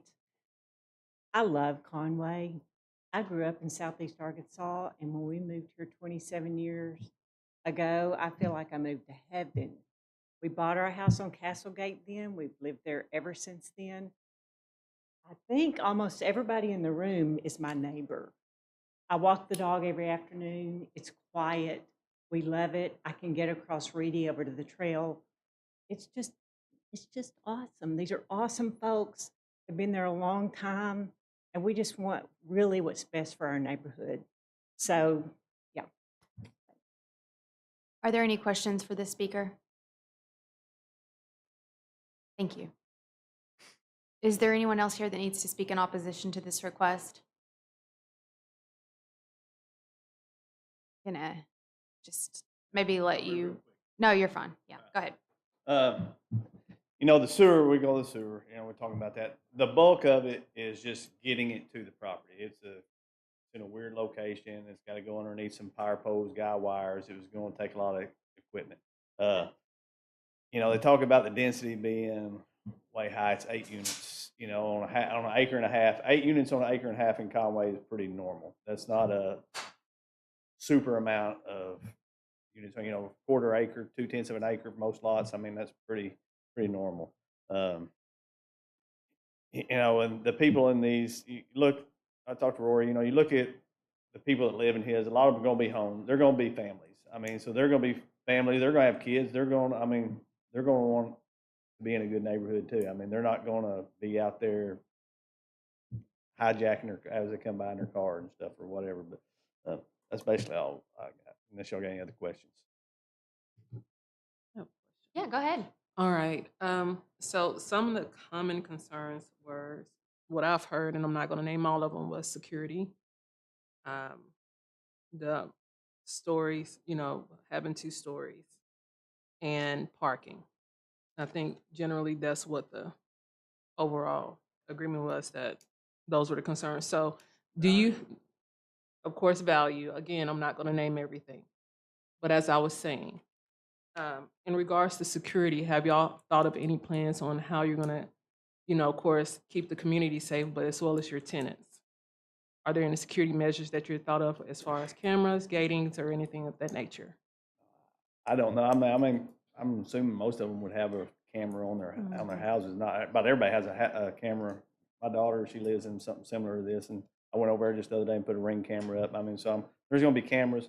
You're going to do background checks and stuff. That's about all. I'm not sure what else you can do. I mean, if there's some recommendations somebody wants to make, I mean, I'm sure as long as it's feasible, I mean, be willing to look at those. And like I said, he's more than willing to. I mean, do single story. May have to make it a little bit smaller if it's single story, but I mean, he's willing to work with them on that for sure. And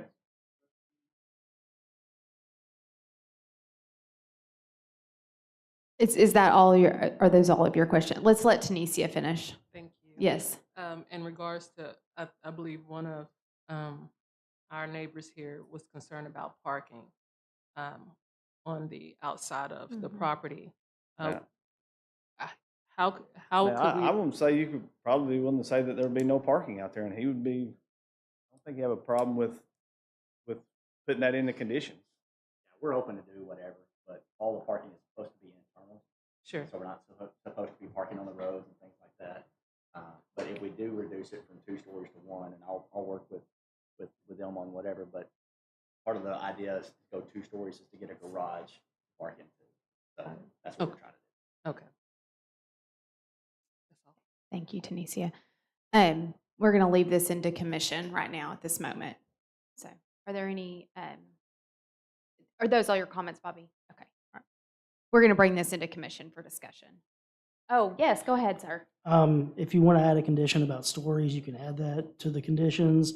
If you want to also make a condition that no access be taken off of Castlegate, you can make that condition as well. No, okay. Gotcha.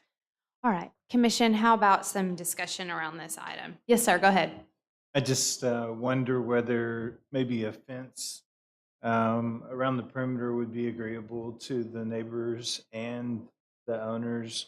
That would curtail parking. For most people who are lazy, they're not going to walk around the fence to the front of the street. So just that might be an addition that might be helpful in the process. You'd be fine with the fence? Okay.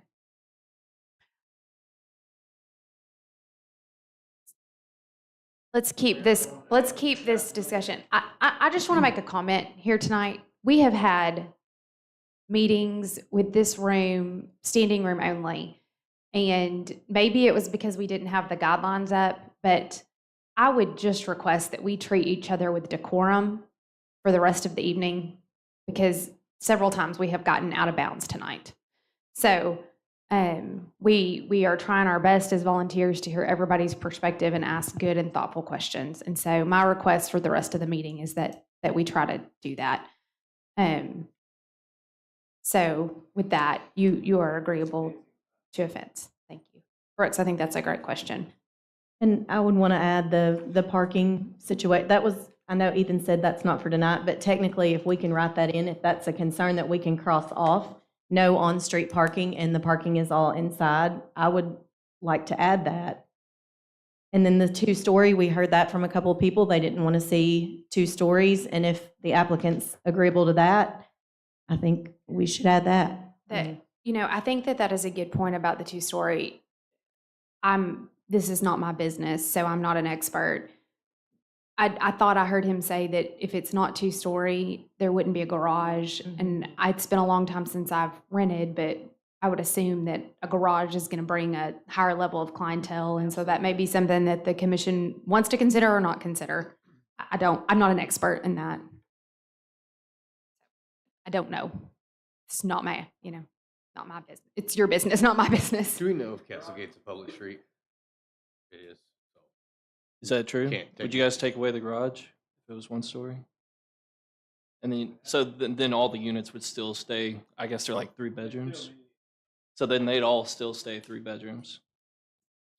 Just to, answer your question, there's actually planned for both. So Okay. you see a 2-story, you see a 1-story. There's a So separate drawing. that'll kind of show you if we transition to 1-story, we'll have to do something like that. Ethan, did you? Got the 2-story on. I think it's just a front and back. Yeah, my question for Ryan was, Castlegate is a public street, it's not a private street. So if I'm correct, we cannot control parking on a public street. The best thing we could do is make them put a fence up. Yep. Then that would make them walk around. But he could have guidelines in his tenant policy to say that. We just Mhm. can't. My comment was kind of just if it goes from 2-story to 1-story, it's gonna be the same amount of bedrooms. It's gonna be 2 less parking spots per unit. Is it not? Oh, sorry. I thought you were going, no, it's not. No, go ahead. Sorry. So I'm just saying, I think if it goes from 2-story to 1-story, that would just create more problems with parking. It'd be the same amount of people, same amount of bedrooms, just less parking. So Those are good comments. Thank you what for I'm that. what I'm saying is, I think 1-story would be worse than 2. I appreciate those comments. This is what this time is for. And I tend to agree with Jensen there that I mean, if we knew that moving it to 1-story, that the neighbors would all be agreeable and think, yeah, this is great, then I would be open to that. I don't feel like that's going to change the opposition here from the comments that we received tonight. So Can we ask that?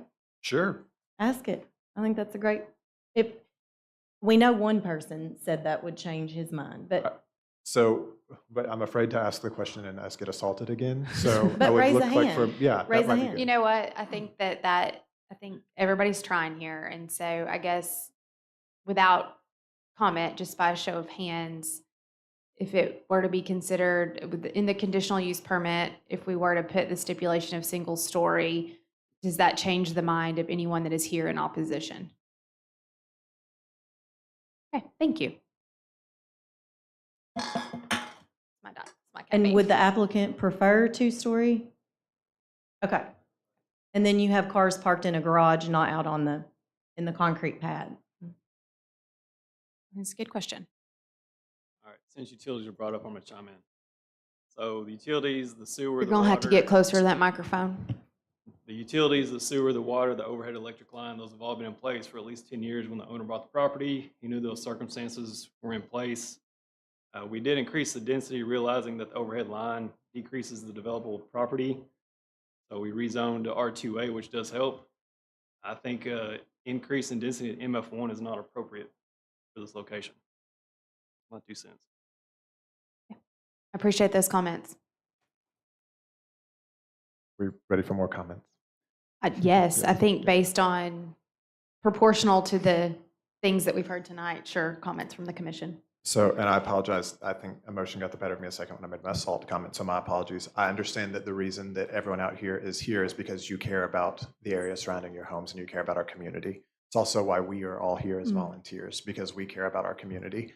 And I want to recognize something that Lori and I have talked about a good deal, and this commission has talked about before, is that for Conway to continue to grow, we do have a housing issue that we have to address. And it is only addressed by higher density. It is the only way that it's addressed. I understand that we all have preferences for what be around our property, and there's been mentioned multiple times tonight of if this passes, that you will appeal it to council, and I hope that you will if it passes. I hope that you will, because there are elected representatives that are paid, where we are volunteers, that have to hear those concerns, and you have every right to play every card.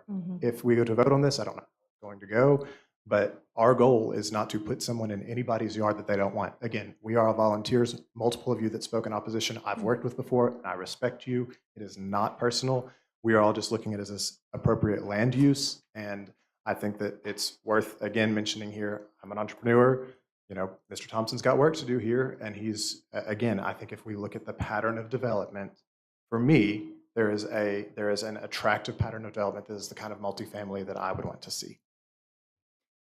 Can I ask Mark to explain a little more why he is opposed to the MF1? Can you tell me a little bit more? I think it's a great question. Ryan, I think you said if it was rezoned R2A without the overhead Entergy encumbrance, you could do a maximum of 6 structures. Bobby, you want to address Restriction, that? 6 lots. 3. 3 lots, 3 duplexes, so 6 units. Without the overhead being there. If you had the 1.5 acres. We're gonna get lapel mics. That's Talking happening. about Energy's power line? Yeah, if that wasn't there, if you had 1.5 acres, how If many that wasn't units there, could you you could fit get more units, on yeah, an for R2A? sure. I want to say I heard 6 earlier. Well, you gotta have 100-foot road frontage. So you could have two, well, still, you could only have two on Castlegate because it's 298. You're probably going to end up dedicating a little right of way over there. It's going to be less. So you're going to get two over there and one or two. So 3, 4 at the very most. Okay. Well, my reasoning, Lori, was I feel like R2A is appropriate zoning for the surrounding areas. I Agreed. feel like MF1 is not. And I'm leaning towards that, but for tonight, the applicant is requesting that. So we're either, if he doesn't have another option, is this, for me tonight, I'm just trying to, what is our next step? This is a property owner. He wants to do something better than what is there. And this is what I feel like we run into. Yeah. And again, it goes back to my question I had earlier of if that is discussed, and of course, he's very different. He's a developer. He's not just an average, property owner. But if he's meeting with planning before it gets here, are the other options presented as a possibility? And I don't know, Ryan, if that's a staff question, or does the applicant say this is what I want to do and no other options are presented? No, we've discussed this for years. Okay. I mean, before I've been here, they were discussing this. He mentioned it had been going on for. Mm-hmm. So I would tend to agree with you if everything was buildable and we weren't capping them at 8 units. Since we are capping them at 8 units, I feel like the MF1 designation is almost deceptive, giving the buildable area and what we are capping them at. If we were doing a full rezone to MF1, then I would probably say absolutely not. But since we're able to put conditions on it, we're able to meet some of the neighbors' concerns in those conditions and make it a nice development. The conditional use permit allows us more control as opposed to a full rezone to MF1. So that's why I like this option better than, he could have came and asked for MF1, but I think, that would have probably been denied because there wouldn't have been able to be control. So in this aspect, I would say, because we can't control it, we can add the fence, we can work through those things. I would be in favor of this request. Go ahead. Yeah, we moved to Conway 3 years ago, and we bought in Centennial subdivision. It's mostly residential, but there's a very similar area to this in Centennial. There are high lines going through that subdivision, and I don't know the exact history, but I believe that the developers said, okay, we're not going to sell houses here, but rental properties would be okay here. And so there are rental properties there in Centennial, and we bought our house knowing that those rental properties were there. So as I asked myself, would I be okay with this rental property going into my neighborhood? The answer is yes. We had very similar property, and it didn't deter us from buying. So I do support the MF1 just because I think the proposed project with the restrictions is going to not affect the value of the properties and is not going to affect the safety of the community. Thank you for your comments, Brooks. Are there any other comments from the commission? So just to kind of recap, I have made notes, and I could have missed things because you're better at this than me, that there were 2 suggested potential additions to the recommendations of, and whether these make sense or not, I'm just recapping my notes, no on-street parking and a fence.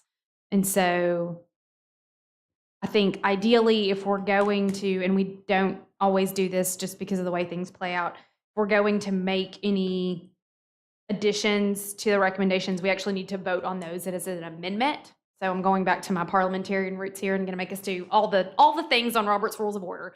So if you want to make any additions, we need to make a motion to amend the recommendations and vote on the amendment first. The no street parking, I think we need to clarify if we're legally allowed to do this since it is a city Right. street. I think the city enforces that, don't they, in some way? What about put up signs? Yeah. No parking. I Don't think park here. the street department does that. Okay. We can't make Okay. him put up signs on a public right of way. I think that's fair. I think there's. So, Yeah. I don't know that we can actually do that. Now, during site development review, it could be recommended that the street department put that up, but I don't think we can condition it as a use. Correct me if I'm wrong in that. Okay, well then let's not do it if we can't do it. But I do agree with the fence. I think, again, most people are not going to park over there and walk all the way around the fence. So I think that solves most of the problem with the condition we can do.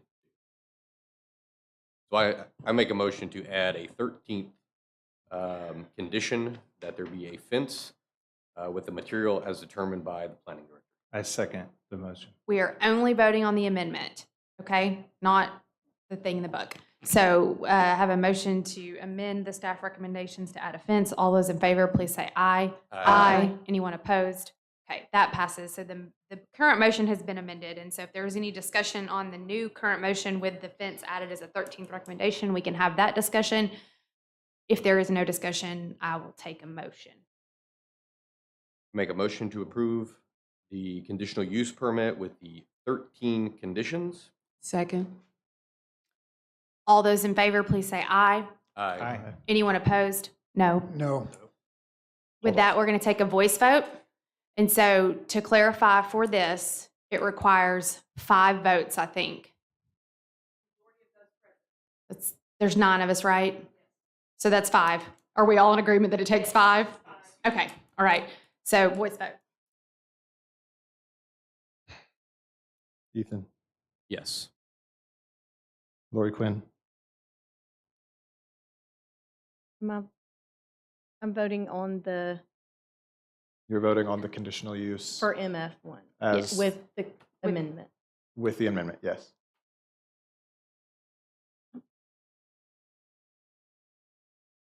I'll say yes. Mark Ferguson, No. Alexander's not here. Jensen Tilke, Yes. Jay Winborn, No. Brooks Davis, Yes. Tanisha Roundtree, Yes. Drew Spurgers, I'm a yes. That's 7 yeses and I vote no. So with that, the motion passes. Is that correct? Okay. So with that, before we move to any announcements, I know that tonight has been very intense. I want to thank the commission for your service. I want to thank the community for coming out and sharing your thoughts this evening. This is truly how good cities and commissions operate, that everybody is able to speak their opinion. So with that, are there any announcements from the planning department? Are there any announcements from other commissioners? Okay. Our next meeting's in October, the 3rd Monday. I don't know what day that is, but it's the 3rd Monday. Hey, I have one quick question The 21st. Thank you. before we adjourn. Yeah. On when an applicant is denied, when do they get, so like on the request earlier tonight, when do they get notice of that? And is there a way, I guess what I'm just asking, is there a way to modify that at any point before it comes to us? So if, for example, the guy tonight had wanted to, Mr. Bonds had wanted to change to a lesser zoning, could that happen? He could have brought it back next month. He could have tabled it and brought it back next But month. it couldn't, it's not a discussion you all have with them when they come in. No, I mean, we can have the discussion. It's ultimately up to the applicant to choose what they want Okay. to zone to. That answers my question. Any other questions tonight? Comments? Mhm. Okay.